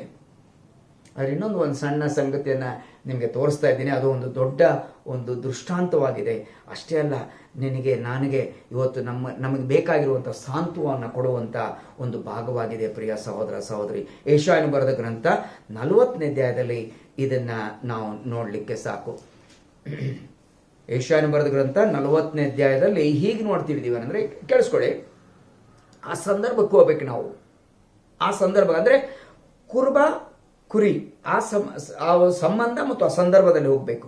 ಅವರು ಸಾಕುವಂಥ ವಿಧಾನ ಯಾವ ರೀತಿಯಾಗಿರ್ತಾ ಇತ್ತು ಅಂತ ನಾನು ಒಂದ್ಸರಿ ಹೋಗಿದ್ದೆ. ಇಲ್ಲಿ ಒಂದು ಹಳ್ಳಿಗೆ ಹೋಗ್ಬಿಟ್ಟು ಹಿಂಗೆ ಹೋಗ್ತಿರುವಂಥ ಸಮಯದಲ್ಲಿ ಒಂದು ದೊಡ್ಡ ಕುರಿ ಹಿಂಡು. ನಾನೇನು ಮಾಡಿದೆ ಗೊತ್ತಾ, ಗಾಡಿ ಪಕ್ಕಕ್ಕೆ ಹಾಕ್ಬಿಟ್ಟು, ಬೈಕ್ನ ಪಕ್ಕಕ್ಕೆ ಹಾಕ್ಬಿಟ್ಟು ಕೆಳಗಿಳಿದು ಹೋದೆ. ಏನು ನಿಮ್ಮ ಹೆಸರು, ಹಿಂಗೆ ಅಂತಂದ್ರು. ಅವ್ರಿಗೆ ಆಶ್ಚರ್ಯ ಆಗೋಯ್ತು, ಒಂದು ಸ್ವಲ್ಪ ಹೆದರಿದ್ರು ಅವರು. ಏನು ನಿಮ್ಮ ಹೆಸರು, ಹಿಂಗೆ ಅಂತ ಮಾತಾಡ್ಕೊಂಡಾಗ ಏನು ಇದರಲ್ಲಿ ಏನು ಎಷ್ಟು ಕುರಿಗಳಿವೆ ಅಂತಂದು. ಸುಮಾರು 200 ಮೇಲಿದೆ ಸರ್ ಅಂತಂದ ಅವನು. ಹೌದಾ ಅಂತಂತಂದೆ. ಆಮೇಲೆ ನಾನು ಹೇಳಿದೆ, ಏನಪ್ಪ ಕುರಿಗಳು ನೀನು ಕರೆದ್ರೆ ಓಡಿ ಬರ್ತಾವ ಅಂತ. ಹೌದು ಸರ್ ಅಂತಂತ. ಕರಿ ನೋಡೋಣ ಅಂತಂದೆ. ಒಂದು ಲೀಡರ್ ಇತ್ತು, ಒಂದು ಲೀಡರ್, ಅರ್ಥ ಆಯ್ತಲ್ಲ. ಅದು ಮುಂದೆ ನಡೆಸುವಂಥ ಒಂದು ಮುಖ್ಯವಾಗಿರುವಂಥ ಒಂದು ಕುರಿ. ಅದು ಅದರ ಹೆಸರು ಬಿಳಿಯ, ಬೆಳ್ಳಗಿತ್ತದು. ಅಲ್ಲೆಲ್ಲೋ ಮೇಯ್ತಾ ಇತ್ತದು. ಆದರೆ ಕುರುಬನ್ ಗೊತ್ತಿತ್ತದು ಎಲ್ಲಿತ್ತು ಅಂತ. ಅವರಂದ್ರು ನಾನು ಹೇಳಿದೆ, ದಯವಿಟ್ಟು ಕರಿತೀರಾ ಅದನ್ನು ಒಂದ್ಸರಿ ಅಂತ. ಏನದ್ರ ಹೆಸರು ಅಂದೆ ನಾನು. ಅವ್ರು ಹೇಳಿದ್ರು ಬಿಳಿಯ ಅಂತಂದೆ ನಾನು. No response. ಬಿಳಿಯ ಅಂತಂದ್ಬಿಟ್ಟು ಚೇಂಜ್ ಮಾಡಿದೆ, ಏನೋ ಒಂದು ಸ್ವಲ್ಪ ಫ್ರೀಕ್ವೆನ್ಸಿ ಚೇಂಜ್ ಮಾಡಿ, ಏನೋ ಹಂಗಾಗುತ್ತೇನೋ ಅಂತಂದೆ. ಏನಿಲ್ಲ, ನಾನು ಹೇಳಿದೆ ಕುರುಬನಿಗೆ ಹೇಳಿದೆ, ನೀವು ಕರೀರಿ ದಯವಿಟ್ಟು ಅಂತ. ಅವನು ಸುಮ್ಮನೆ ಅಂದ, ಬಿಳಿಯ ಬಾಯ್ಲಿ. ಟಕ್ ಅಂತ ಮೇಯ್ತಾ ಇರುವಂಥ ಕುರಿ ಟಕ್ ಅಂತ ತಲೆ ಇತ್ತು. ನಾನು ಕುರುಬ ಕರ್ದ ಅಂತ. ಫ್ಯಾಂಟಾಸ್ಟಿಕ್, ಓಡಿ ಬಂತದ್ದು. ನಾನು ಹೇಳಿದ ಶಬಾಷ್ ಅಂತಂತಂದೆ. ನಾನು ಅವತ್ತೇ ನೋಟ್ ಮಾಡಿಕೊಂಡೆ, yes, sheep hear the voice of the shepherd. ಇದೊಂದು ವಿಶೇಷವಾದ ಗುಣ ಯಾರಿಗಿರಬೇಕೋ, ಇವತ್ತು ನನಗೆ ನಿಮಗೆ ಇರಬೇಕಾಗಿರುವಂಥ ಒಂದು ಕ್ಯಾರೆಕ್ಟರ್ ಅಂತ ನಾವು ಗುಣ ಅಂತ ನೋಡ್ತಾ ಇದ್ದೇವೆ. ಯಾಕಂದರೆ ಯೇಸು ಕ್ರಿಸ್ತನು ತಾನೇ ಹೇಳಿದ, ಯೋಹಾನ 10ರಲ್ಲಿ ಹೇಳಿದ್ದಾನೆ, ನನ್ನ ಕುರಿಗಳು ನನ್ನ ಸ್ವರಕ್ಕೆ ಕಿವಿಗೊಡ್ತವೆ ಅಂತ, ನಾನು ಅವುಗಳನ್ನು ಬಲ್ಲೆನು. He knows us by name. ಅವತ್ತು ಆ ಕುರುಬನ್ ಕೇಳಿದ ತಕ್ಷಣ 200 ಮೇಲಿದ್ದಾವೆ ಸರ್ ಅಂತಂದ ಅವನು. ಆದರೆ ಯೇಸು ಕ್ರಿಸ್ತನಿಗೆ ಗೊತ್ತು, ಕರೆಕ್ಟ್ 250 ಇದೆಯೋ ಅಥವಾ 7,000 ಇದೆಯೋ, ನಾವು ಇಷ್ಟು ಜನ ಇದೀವಲ್ಲ, ನಮ್ಮ ಹೆಸರು ಗೊತ್ತು, ನಮ್ಮ ಅಂಕೆ ಗೊತ್ತು ಆತನಿಗೆ. Fantastic. Jesus is too much, too fantastic. ಯೆಶಾಯನ ಬರೆದ ಗ್ರಂಥಕ್ಕೆ ಹೋಗೋಣ ಈಗ. ಮತ್ತು ಅದರಲ್ಲಿ ಒಂದು ವಿಶೇಷವಾದ ಸತ್ಯವನ್ನು ನೋಡೋಣ. ಆ ಸಂದರ್ಭದಲ್ಲಿ ಹೋದಾಗ ನೀವು ಆ ಕುರಿಮರಿಗಳನ್ನು ಕಾಯುವಂಥ ಕುರುಬರು ಆಗಿನ ಕಾಲದಲ್ಲಿ, ಬೈಬಲ್ ಬರೆದಿರುವಂಥ ಕಾಲದಲ್ಲಿ, ಹಾಗೆ 1000 ವರ್ಷಗಳ ಹಿಂದೆ ದಾವೀದನು ಇದ್ದ ಕಾಲದಲ್ಲಿ ಏನು ನೋಡ್ತೀವಿ ಅಂತಂದರೆ, ಕೇಳಿಸ್ಕೊಳ್ಳಿ, ಅವರು ಕುರಿಗಳನ್ನು ತಗೊಂಡು 2 ತಿಂಗಳು, 1 ತಿಂಗಳು, 2 ತಿಂಗಳು, 3 ತಿಂಗಳು ಕೂಡ ಹೋಗ್ಬಿಡ್ತಾ ಇದ್ರಂತೆ. ಯಾಕಂದರೆ ಮೇವು ಸಿಗ್ತಾ ಇರಲಿಲ್ಲ ಅವ್ರಿಗೆ. ಕೆಲವು ಸರಿ ಮರುಭೂಮಿ ಇರ್ತಾ ಇತ್ತು. ಆ ಹಸುರು ಗಾವಲನ್ನು ಹುಡುಕೊಂಡು ಕುರುಬ ನಡೆಸ್ಕೊಂಡು, ನೀರು ಕುಡಿಸ್ಕೊಂಡು, ಸಾಕ್ಕೊಂಡು ಬರ್ತಾ ಇದ್ದ. ಆ 3 ತಿಂಗಳಲ್ಲಿ ಎಷ್ಟೋ ಕುರಿಗಳು ಮರಿ ಹಾಕ್ತಾ ಇದ್ವಂತೆ. ಆಗ ಏನು ಮಾಡ್ತಿದ್ದ ಅಂತಂದರೆ, ಆ ಕುರಿಗಳು ಮರಿ ಹಾಕುವಂಥ, ನೋಡಿ ಕೇಳಿಸ್ಕೊಳ್ಳಿ, ಆ ಹೆಣ್ಣು ಕುರಿಗಳು ಗರ್ಭಿಣಿ ಆಗಿರುವಂಥ ಕುರಿಗಳನ್ನು ಅವನೇನು ಮಾಡ್ತಿದ್ದ ಅಂದರೆ ತನ್ನ ಹತ್ರ ಇಟ್ಕೊಳ್ತಿದ್ದಂತೆ, ತನ್ನ ಹತ್ರನೇ ಇಟ್ಕೊಳ್ತಿದ್ದಂತೆ. ಆ ಕುರುಬನು ಇರುವಂಥ ಬೇರೆ ಬೇರೆ ಕುರುಬರು ಇರ್ತಾಯಿದ್ರು, ಅವರು ಬಾರ್ಡರಲ್ಲಿ ಕಾಯ್ತಾಯಿದ್ರು. ಆದರೆ ಗರ್ಭಿಣಿ ಆಗಿರುವಂಥ ಕುರಿಮರಿಯನ್ನು ತನ್ನ ಹತ್ರ ಇಟ್ಕೊಂಡು ಕಾಯ್ತಾ ಇದ್ದಂತೆ. ರಾತ್ರಿ ಮರಿ ಹಾಕ್ಬಿಟ್ರೆ ತೋಳಗಳು ಅದರ ವಾಸನೆಗೆ ಬಂದು ಅಥವಾ ನರಿಗಳು ಬಂದು ಆ ಕುರಿಮರಿಯನ್ನು ಎತ್ಕೊಂಡು ಹೋಗ್ಬಿಟ್ರೆ, ಅದಕ್ಕೋಸ್ಕರ ಅದು ಭಾಳ ಚಿಂತೆ ಇತ್ತು ಅವನಿಗೆ. ಅದೆಲ್ಲ ಬಾರ್ಡ್ರಲ್ಲಿ ಅಥವಾ ಆ ಮೇರೆಯ ಹೊರಗಡೆ ಅಥವಾ ಅದರ ಹತ್ರ ಇದ್ದುಬಿಟ್ರೆ ತೊಗೊಂಡು ಹೋಗ್ಬಿಡ್ತಾರೆ ಅಂದ್ಬಿಟ್ಟು, ಅಥವಾ ಪಶುಗಳು ತೊಗೊಂಡು ಹೋಗ್ತಾ ಬಂದ್ಬಿಟ್ಟು ಎತ್ಕೊಂಡು ಹೋಗ್ತಾ ಬಂದ್ಬಿಟ್ಟು ತನ್ನ ಹತ್ರನೇ ಆ ಕುರಿಗಳನ್ನು ಇಟ್ಕೊಳ್ತಾ ಇದ್ದಂತೆ, ಹೆಣ್ಣು ಕುರಿಗಳನ್ನು. ಅದು ರಾತ್ರಿ ಹೊತ್ತೇನೋ ಶಬ್ದ ಆಗಿ ಮೇ ಅಂತ ಒಂದು ಕುರಿಮರಿ ಬಂತು ಅಂತಂತಂದರೆ ಅವನೇನು ಮಾಡ್ತಿದ್ದ ಅಂತ ನಾನು ಹೇಳ್ತೀನಿ ನೋಡಿ, ದಯವಿಟ್ಟು ನೋಡಿ ಕೇಳಿಸ್ಕೊಳ್ಳಿ. ಅವನದು ಹೇಗಿತ್ತು ಅಂತಂದರೆ ಈ ಒಂದು ಏನೋ ಅವನದು ಅಂಗಿ ಇತ್ತಲ್ಲ, ಕುರುಬಂದ ಅಂಗಿ, ಅದಕ್ಕೆ ಸ್ಲೀವ್ಸ್ ಇರ್ತದೆ. ನೀವು ನೋಡಿ, ನನ್ನ ಸ್ಲೀವ್ ನೋಡಿ ಟೈಟ್ ಆಗಿದೆ, ಬಟನ್ ಇದೆ ಅದಕ್ಕೆ. ನನ್ನ ಸ್ಲೀವ್ಸ್ ಇದು 21ನೇ ಶತಮಾನದ ಶರ್ಟ್. ಇದು ಕುರುಬಂದಲ್ಲ. ಇದು ಕುರುಬಂದು ಏನಿರ್ತದೆ ಲೂಸ್ ಆಗಿರುವಂಥ ಒಂದು ಲೂಸ್ ಆಗಿರುವಂಥ ಒಂದು ದೊಡ್ಡ ಅಂಗಿ, ಹೊರಗಡೆ ಹಾಕ್ಕೊಳ್ಳುವಂಥ ಅಂಗಿದು ಮೇಲಂಗಿ ಅಂತ ನೋಡ್ತಾ ಇದ್ದೀವಿ. ಅದು ಲೂಸ್ ಆಗಿರ್ತಾ ಇತ್ತಂತೆ. ಅವನು ಏನು ಮಾಡ್ತಿದ್ದ ಅಂತಂದ್ರೆ ಕೇಳಿಸ್ಕೊಳ್ಳಿ, ಏನು ಮಾಡ್ತಿದ್ದ ಅಂದರೆ ಆ ಕುರಿಮರಿ ಆವಾಗಲೇ ಹುಟ್ಟಿರ್ತದಲ್ಲ, ಅದನ್ನೆಲ್ಲ ಒರೆಸಿ ಒಂಥರ ಎಲ್ಲ ಒರೆಸ್ಬಿಟ್ಟು ಕ್ಲೀನ್ ಮಾಡಿ ಅವನು ಏನು ಮಾಡ್ತಿದ್ದ ಅಂದರೆ ಇಲ್ಲಿ ಒಳಗಡೆ ಹಾಕ್ಕೊಳ್ತಿದ್ದಂತೆ. ಇಲ್ಲಿ ಒಳಗಡೆ ಹಾಕ್ಕೊಂಡಾಗ ಆ ಕುರಿಮರಿ ನಿಧಾನಕ್ಕೆ ಹಿಂಗೆ ಮಾಡ್ಕೊಂಡು, ಇಲ್ಲೂ ಕೂಡ ಸ್ವಲ್ಪ ದೊಡ್ಡದಿತ್ತು ಜಾಗ, ಬಂದ್ಬಿಟ್ಟು ಇಲ್ಲಿ ಎದೆ ಹತ್ರ ಮಲ್ಕೊಳ್ತಿತ್ತಂತೆ. ಅಲ್ಲೇ ಬೆಚ್ಚಗೆ ಮಲ್ಕೊಳ್ತಿತ್ತಂತೆ. ನೋಡಿದ್ರ ಆ ಕುರುಬಂದು ವಿಶೇಷವಾದ ಲಕ್ಷಣ ಏನಂದರೆ, ದೊಡ್ಡ ಸ್ಲೀವ್ಸ್ ಹಾಕ್ಕೊಂಡಿರುವಂಥ ಆ ಒಂದು ದೊಡ್ಡ ಸ್ಲೀವ್ಸ್ ಇರುವಂಥ ಕೈತೋಳಿರುವಂಥ ಆ ಅಂಗಿಯನ್ನು ಅವನು ಎಂದಿಗೂ ಮರೆಯೋದಿಲ್ಲ ಅಂತೆ. ರಾತ್ರಿ ಅವನಿಗೂ ಚಳಿ ಆಗ್ತಿತ್ತಲ್ಲ, ಅವನಿಗೂ ಸ್ವಲ್ಪ ಚೆನ್ನಾಗಿರ್ತಾ ಇತ್ತು ಮೇಲೆ ಹೊದಿಕೆ ಇದ್ದರೆ. ಬಟ್ ಆದರೆ ಅದಕ್ಕಿಂತ ಮಿಗಿಲಾಗಿ he was always concerned about that one sheep will be born in the midnight. ಅಲ್ವಾ? ಒಂದು ಕುರಿಮರಿ, one lamb that would be born in that mid night. A small lamb, Kutty lamb ಅಂತ ನೋಡಿ, ಚಿಕ್ಕದು ಮರಿ ಅದು. ಅದನ್ನು ಒಳಗಡೆ ಸೇರಿಸ್ಕೊಂಡು ಅದನ್ನು ಸಾಕಿ ಬೆಳಿಗ್ಗೆ ಅದಕ್ಕೆ ಹಾಲು ಕುಡಿಯೋಕ್ಕೆ ಸ್ಟಾರ್ಟ್ ಮಾಡಿಸಿ, ರಿಜಾಯ್ಸ್ ಡಿಯರ್ ಪೀಪಲ್. ಯೇಸು ಕ್ರಿಸ್ತನು ಆತನು ದೊಡ್ಡ ಅಂಗಿಯನ್ನು ಹಾಕ್ಕೊಂಡಿದ್ದಾನೆ. ಎಷ್ಟು ಕುರಿಮರಿಗಳನ್ನು ಸೇರಿಸ್ಕೊಂಡಿದ್ದಾನ್ರಿ. ಇವತ್ತು ನಿನ್ನನ್ನು ಕರ್ತನು ಸೇರಿಸ್ಕೊಂಡಿದ್ದಾನೆ ಒಳಗಡೆ. ಇವತ್ತು ಕರ್ತನು ನನ್ನನ್ನು ಸೇರಿಸ್ಕೊಂಡಿದ್ದಾನೆ ಒಳಗಡೆ. ದುಃಖದಲ್ಲಿದೆಯೋ? ಯಾರನ್ನಾರು ಕಳ್ಕೊಂಡಿದ್ದೀರೋ? ರೀಸೆಂಟಾಗಿ ಹತ್ತಿದ್ದೀರೋ? ಅಳು ಬರ್ತಾ ಇಲ್ಲ, ಅಷ್ಟು ಕಣ್ಣೀರು ಆಗೋಯ್ತು, ಕಣ್ಣೀರು ಆರೋಗ್ಬಿಡುವಷ್ಟು ಹತ್ತು ಬಿಟ್ಟಿದ್ದಾರೆ ಆಗೋಯ್ತು. But remember this illustration according to Isaiah 40 and verse 11. Let us read that. ಅದನ್ನು ಓದಿಬಿಡೋಣ ಪ್ರಿಯ ಸಹೋದರ ಸಹೋದರಿ.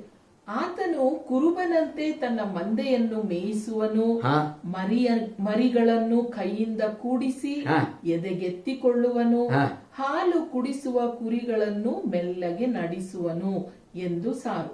ನೋಡಿದ್ರ ಕುರಿಮರಿಗಳನ್ನು ಎಲ್ಲಿ ಇಟ್ಕೊಳ್ತಾನೆ ಅಂತ? ಆ ಕೈಯಲ್ಲಿ ಎತ್ತಿಕೊಂಡು ಅದನ್ನು ಎದೆಗೆ ಅಪ್ಪಿಕೊಳ್ಳುವಂಥದ್ದು ಅಷ್ಟೇ ಅಲ್ಲ, ಸುಮ್ಮನೆ ಮೇಲಿಡುವಂಥದ್ದಲ್ಲ. ಇಲ್ಲಿ ಒಳಗಡೆ ಹಾಕಿದ್ರೆ ತಾನೇ ಅದು ಹೋಗಿ ಬೆಚ್ಚು ಮಲ್ಕೊಳ್ತಾ ಇದೆ. That is the best place on the bosom of our saviour. ಕರ್ತನ ನಾಮಕ್ಕೆ ಸ್ತೋತ್ರವಾಗಲಿ. ಕರ್ತನ ವಿಶೇಷವಾದ ಒಂದು ಇಲಸ್ಟ್ರೇಷನ್ ನಮ್ಗೆ ಕೊಟ್ಟಿದ್ದಾನೆ, ನಿಮ್ಮ ಮುಂದೆ ಇಟ್ಟಿದ್ದಾನೆ. ಇವತ್ತು ನಿಮ್ಮ ಮುಂದೆ ಇಟ್ಟಿದ್ದಾನೆ. ಇದನ್ನು ದೊಡ್ಡ ಸ್ಲೀವ್ ಇದೆಯಲ್ಲ, ಅದಕ್ಕೆ ಕೊಂಡಾಡ್ರಿ. Jesus is our shepherd. ಈ ಪ್ರಾಣಿಗಳ ವಿಷಯದಲ್ಲಿ ಇವತ್ತು ನಾವು ಇದನ್ನು ನೋಡಿದ್ದೇವೇನೋ, ಕುರಿ ವಿಷಯದಲ್ಲಿ ನೋಡಿದ್ದೇವೆ. ಕುರಿ ಯಾವುದಕ್ಕೆ, ಕುರಿಮರಿ ಯಾವುದಕ್ಕೆ ಸಂಬಂಧವಾಗಿದೆ? ಅದು ಒಂದು ವಿಶ್ವಾಸಿಗೆ ಸಂಬಂಧವಾಗಿದೆ. 23ನೇ ಕೀರ್ತನೆ ನೋಡಿದ್ದೇವೆ, ಆತನೇ ನಮಗೆ ಮಹಾಕುರುಬನು ಮತ್ತು ನಾವು ಕುರಿಮರಿಗಳಾಗಿದ್ದೇವೆ ಅಂತ. ಇನ್ನೊಂದು ಪಶು ನೋಡಬೇಕಾಗಿದ್ರೆ ಒಂದು ಕತ್ತೆ ಅಂತ ತಗೊಳ್ಬೋದು. ಕತ್ತೆಯನ್ನು ಕೂಡ ಕರ್ತನು ಅವತ್ತು ಉಂಟಾಗಲಿ ಅಂದ ತಕ್ಷಣ ಕತ್ತೆ ಕೂಡ ಬಂತದು.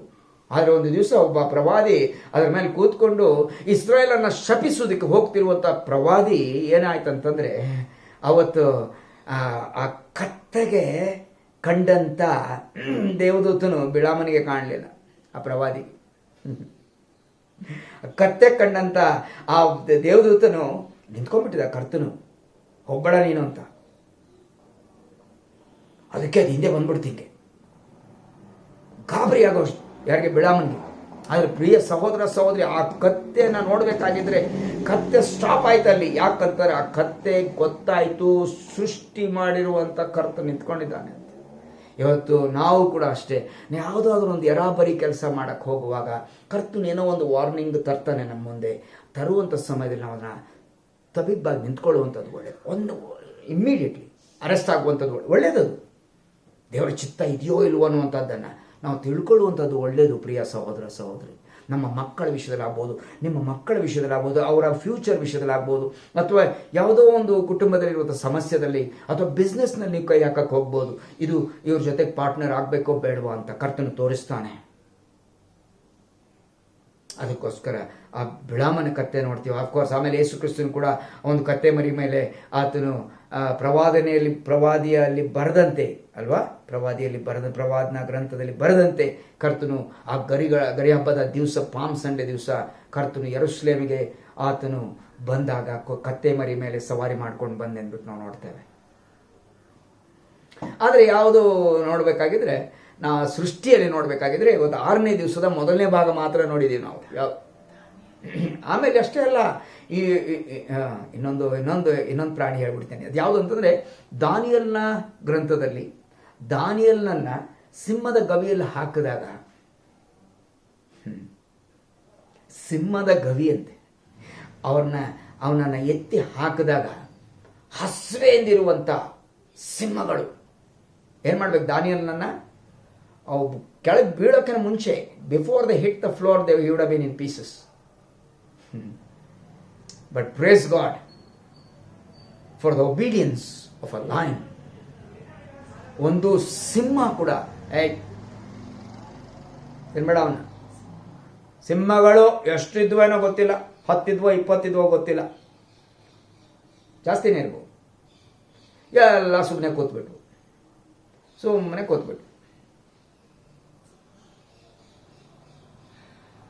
ಸುಮ್ಮನೆ ಈ ಕೂತಿರುವಾಗ ನನಗನ್ನಿಸ್ತದೆ ಅವು ಆರಾಧನೆಯಲ್ಲಿ ಕೂತ್ವ ಅಂತ. ಆ ಸ್ಟ್ಯಾಟಸ್ ಅಲ್ಲಿ ಕೂತಿದ್ವು. ಒಂದು ಚಿಕ್ಕ ಸಿಂಹ ಅಂತಿರ್ಬೋದು. ಏನಂತ, ಯಾಕ ಅಪ್ಪ ಹೋಗಲ್ವ ತಿನ್ನ, ಮೇಲಿಂದ ಆದೇಶ ಬಂದಿದೆ ತಿನ್ನಬಾರ್ದು, ಸುಮ್ಮನೆ ನಾಲಿಗೆ ಹಿಂಗೆ ತೆಗೆದೆಲ್ಲ ಮಾಡ್ತಾವಲ್ಲ ಅವು. No, not that night, because they were obedient to their creators. ಯೇಸು ಕ್ರಿಸ್ತನಿಗೆ ಅಥವಾ ಸೃಷ್ಟಿಕರ್ತನಿಗೆ ವಿಧೇಯ ಆಗಿರುವಂಥ ಆ ಸಿಂಹದ ಗವಿಯಲ್ಲಿರುವಂಥ ಸಿಂಹಗಳನ್ನು ನೋಡ್ತೇವೆ. ಇವತ್ತು ನಾವ್ಯಾಕೆ ವಿಧೇಯರಾಗಿರಬಾರ್ದು ಅಂತ ಪ್ರಶ್ನೆ. ಈ ಪ್ರಶ್ನೆ ನಮ್ಮನ್ನು ಕಾಡಲಿ. ಅಷ್ಟೇ ಅಲ್ಲ, ನಾವು ಚಿಂತೆ ಮಾಡುವಂಥದ್ದು ಬೇಡ. ಇದರಿಂದ ನಮ್ಗೆ ಗೊತ್ತಾಗಿದೆ, ಒಂದು ದೊಡ್ಡ ತೋಳಿರುವಂಥ, ಕೈ ತೋಳಿರುವಂಥ, ಹಾಕ್ಕೊಂಡಿರುವಂಥ ನಮ್ಮ ಕರ್ತನು ನಮ್ಮ ಜೊತೆಗಿದ್ದಾನೆ. ಬನ್ನಿರಿ, ನಾವು ಆತನನ್ನು ಆರಾಧಿಸಿದ್ದೇವೆ, ಆತನ ವಾಕ್ಯವನ್ನು ಕೇಳಿದ್ದೇವೆ. ಈ ವಾಕ್ಯದ ಸಂತೋಷದಲ್ಲಿ, ಹೌದಪ್ಪ, ಕರ್ತನು ಎಂಥ ಥರವಾದ ಸೃಷ್ಟಿಕರ್ತ ನಮಗಿದ್ದಾನೆ, ಎಂಥ ವಿಶೇಷವಾದ ಸೃಷ್ಟಿಯನ್ನು ನಮಗೆ ಮಾಡಿಕೊಟ್ಟಿದ್ದಾನೆ. ನಾವೇ ಆತನ ಸೃಷ್ಟಿಯಾಗಿದ್ದೇವೆ. ಕರ್ತನು ಈ ಒಂದು ವಾಕ್ಯದಿಂದ ಆತನ ಮಹಿಮೆ ಆಗಲಿ. ಬರೋ ವಾರದಲ್ಲಿ ನಾವು ಮನುಷ್ಯನ ಸೃಷ್ಟಿ ವಿಷಯದಲ್ಲಿ ನಾವು ನೋಡ್ಲಿಕ್ಕೆ ಹೋಗ್ತೇವೆ. ಅದು ಅನಿಸುತ್ತೆ, ನಾನು 2 ಪಾರ್ಟ್ ಓಡುತ್ತೆ ಅಂತ ನಂಗೆ ಅನಿಸುತ್ತೆ, ಗೊತ್ತಿಲ್ಲ. ಕರ್ತನ ನಡೆಸಿದಂಗೆನೆ ನಮ್ದು ಹಾಗೆ. ಓಕೆ, ನಮ್ಮ ಸಿಲೆಬಸ್ ಕಂಪ್ಲೀಟ್ ಮಾಡುವಂಥದ್ದಲ್ಲ, ಆದರೆ ಪರಿಶುದ್ಧಾತ್ಮದಿಂದ ನಡೆಸಲ್ಪಟ್ಟು ಹೇಳುವಂಥ ವಿಷಯನೇ ಇಷ್ಟೇ. ಸೃಷ್ಟಿಕರ್ತನು ಯೇಸು ಕ್ರಿಸ್ತನು ನಿನ್ನ ರಕ್ಷಕನಾಗಿದ್ದಾನೆ. ಆತನ ಹೆಸರು ಯೇಸು. ಕರ್ತನು ನಿನ್ನನ್ನು ಬಲಪಡಿಸಲಿ, ಆಶೀರ್ವದಿಸಲಿ. ಈ ಒಂದು ಸಣ್ಣ ಧ್ಯಾನದಿಂದ ನಾವು ತಿಳ್ಕೊಳ್ಬೇಕಾದಂಥ ವಿಷಯ ಏನಂತಂದರೆ, ನಾವು ಆತನ ಶಿಷ್ಯರಾಗಿ, ಆತನ ಕುರಿಮರಿಗಳಾಗಿ, ಆತನಿಗಾಗಿ ಜೀವಿಸುವಂಥ ತೀರ್ಮಾನದಲ್ಲಿ ನಾವು ಯಾವಾಗಲೂ ಇರೋಣ. ಶುಭವೂ ಕೃಪೆಯು ನಿಮ್ಮ ಜೀವಿತದಲ್ಲಿ ಯಾವಾಗಲೂ ಅದು ಹಿಂಬಾಲಿಸಲಿ. ಮತ್ತು ಆ ಒಂದು ಕಾಲ ಬರಲಿಕ್ಕೆ ಹೋಗ್ತದೆ, ನಾವು ಸದಾ ಆತನೊಂದಿಗೆ ಇರುವಂಥದ್ದು. ಅಲ್ಲಿಯವರೆಗೂ ಕೂಡ ಆತನು ಕುರುಬನಾಗಿದ್ದಾನೆ, ಆತನು ಒಳ್ಳೆ ಕುರುಬನಾಗಿದ್ದಾನೆ. ನೀನು ಕುರಿಮರಿಯಾಗಿದ್ದೆ. ದೇವರ ವಾಕ್ಯಗಳನ್ನು ಆಶೀರ್ವದಿಸಲಿ. ಆಮೇಲೆ ಪ್ರಾರ್ಥನೆ ಮಾಡೋಣ. ಪ್ರೀತಿಯುಳ್ಳ ನಮ್ಮ ತಂದೆಯಾದ ದೇವರೇ, ಅಪ್ಪ, ನಿನ್ನ ಮಹಾಕೃಪೆ, ನಿನ್ನ ಕರುಣೆಗಾಗಿ ನಿನಗೆ ಸ್ತೋತ್ರ ಸ್ತೋತ್ರ ಸ್ತೋತ್ರ. ನೀನು ಸೃಷ್ಟಿ ಮಾಡಿರುವಂಥ ಕರ್ತನೆ ರೀತಿ ವಿಧಾನ, ಸೃಷ್ಟಿ ಮಾಡಿರುವಂಥ ಪ್ರಾಣಿಗಳಾಗ್ಬೋದು, ಪಶು ಆಗ್ಬೋದು, ಮೀನು ಪಕ್ಷಿಗಳು ಯಾವುದಾದ್ರೂ ಕೂಡ ಕರ್ತನೆ ವಾಪಸ್ ಬಂದು ಮತ್ತೆ ನಮಗೆ ಬೈಬಲ್ಗೆ ಅಂಟಿಸ್ತಿಲ್ಲ, ಅಥವಾ ನಮಗೆ ಈ ಒಂದು ಕ್ರಿಸ್ತಿಯ ಜೀವನಕ್ಕೆ ಅದನ್ನು ಅಂಟು ಹಾಕ್ತಿಯಲ್ಲಪ್ಪ. ಇದು ನಿನ್ನ ಕಾರ್ಯ. ಮಹಿಮೆ ನಿನಗುಂಟಾಗಲಿ. ನಾವು ನೋಡಿರುವಂಥ ಈ ಕುರಿಮರಿ ವಿಷಯದಲ್ಲಿ ಆಗ್ಬೋದು, ಅಥವಾ ಆ ಬಿಳಾಮನ ಕತ್ತೆ ವಿಷಯದಲ್ಲಿ ಆಗ್ಬೋದು, ಅಥವಾ ಸಿಂಹದ ಗವಿಯಲ್ಲಿರುವಂಥ ಸಿಂಹಗಳಾಗ್ಬೋದು, ಎಲ್ಲದರಿಂದ ಪಾಠ ಕಲ್ತಿದ್ದೇವೆ ಕರ್ತನೆ. ಇವತ್ತು ನಮ್ಮನ್ನು ಬಲಪಡಿಸು, ಆಶೀರ್ವದಿಸು. ನೀನೇ ನಮಗೆ ಒಳ್ಳೆ ಕುರುಬನಾಗಿದ್ದಿ. ನಿನ್ನ ಕೈ ತೋಳು ದೊಡ್ಡದಿದೆ. ನಮ್ಮೊಬ್ಬೊಬ್ಬರಿಗೆ ನಿನ್ನ ಕರ್ತನೆ ನಿನ್ನ ಎದೆಗೆ ನಮ್ಮನ್ನು ಅಪ್ಪಿಕೊಂಡಿದ್ದೆ, ಇದಕ್ಕಾಗಿ ನಿನಗೆ ಸ್ತೋತ್ರ. ಮಹಿಮೆ ನಿನಗುಂಟಾಗಲಿ. ಪ್ರಾರ್ಥನೆ ಕೇಳಿದ್ದು ಸ್ತೋತ್ರವಾಗಲಿ. ವೀಕ್ಷಿಸಿರುವಂಥ ಕೇಳಿರುವಂಥ ಪ್ರತಿಯೊಬ್ಬ ಸಹೋದರ ಸಹೋದರಿ ನೀನು ಆಶೀರ್ವದಿಸು, ಬಲಪಡಿಸು. ಮಹಿಮೆ ನಿನಗುಂಟಾಗಲಿ. ಯೇಸು ಸ್ವಾಮಿಯ ಪರಿಶುದ್ಧ ನಾಮದಲ್ಲಿ ಬೇಡಿದ್ದು ನಮ್ಮ ಸ್ವರ್ಗೀಯ ತಂದೆ, amen.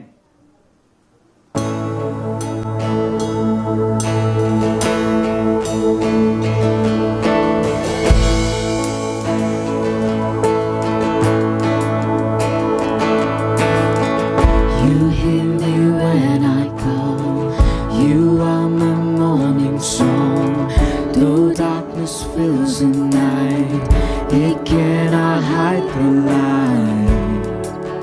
Whom shall I fear? You crush the enemies underneath my feet. You are my Lord and shield, though troubles linger still. Whom shall I fear?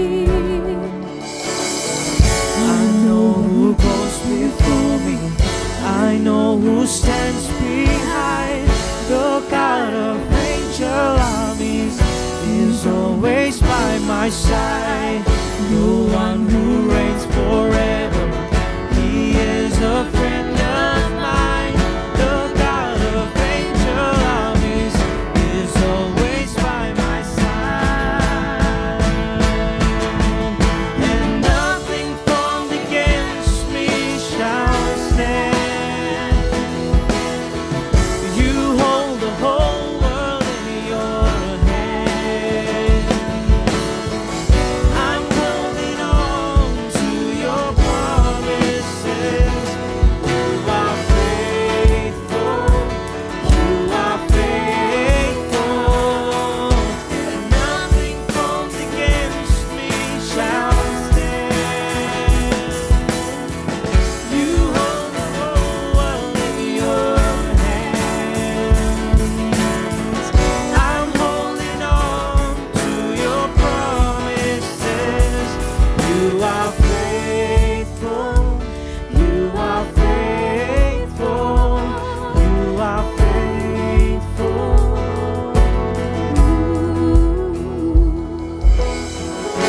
I know who goes before me. I know who stands behind. The God of angel armies is always by my side. The one who reigns forever, He is a friend of mine. The God of angel armies is always by my side.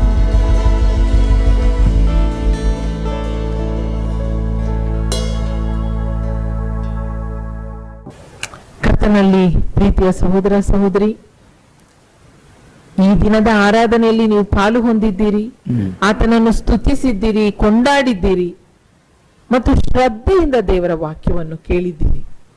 ದೇವರ ವಾಕ್ಯವು ನಿಮ್ಮ ಸಂಗಡ ಮಾತಾಡಬೇಕೆಂಬುದೇ ನಮ್ಮ ಆಶೆ, ನಮ್ಮ ಪ್ರಾರ್ಥನೆಯಾಗಿದೆ. ಕರ್ತನ ಆತ್ಮನು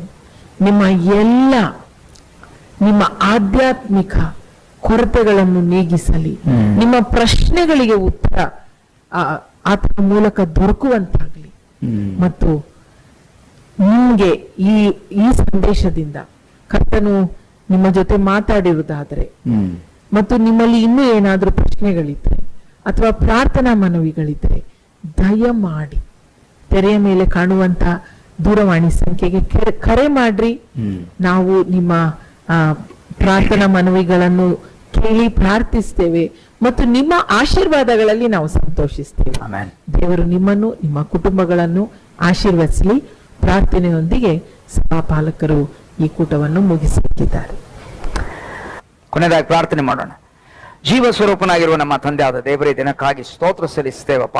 ಇವತ್ತು ಒಂದು ವಿಶೇಷವಾದ ಬಲವುಳ್ಳಂತ ಪುನರುತ್ಥಾನದ ದಿನಕ್ಕಾಗಿ ನಿಮಗೆ ಸ್ತೋತ್ರ. ಈ ದಿನದಲ್ಲಿ ಕರ್ತನೆ ನಿನ್ನನ್ನು ಕೊಂಡಾಡಿದ್ದೇವೆ, ಹಾಡುಗಳ ಮುಖಾಂತರ ನಿನಗೆ ಸ್ತುತಿ ಸಲ್ಲಿಸಿದ್ದೇವೆ.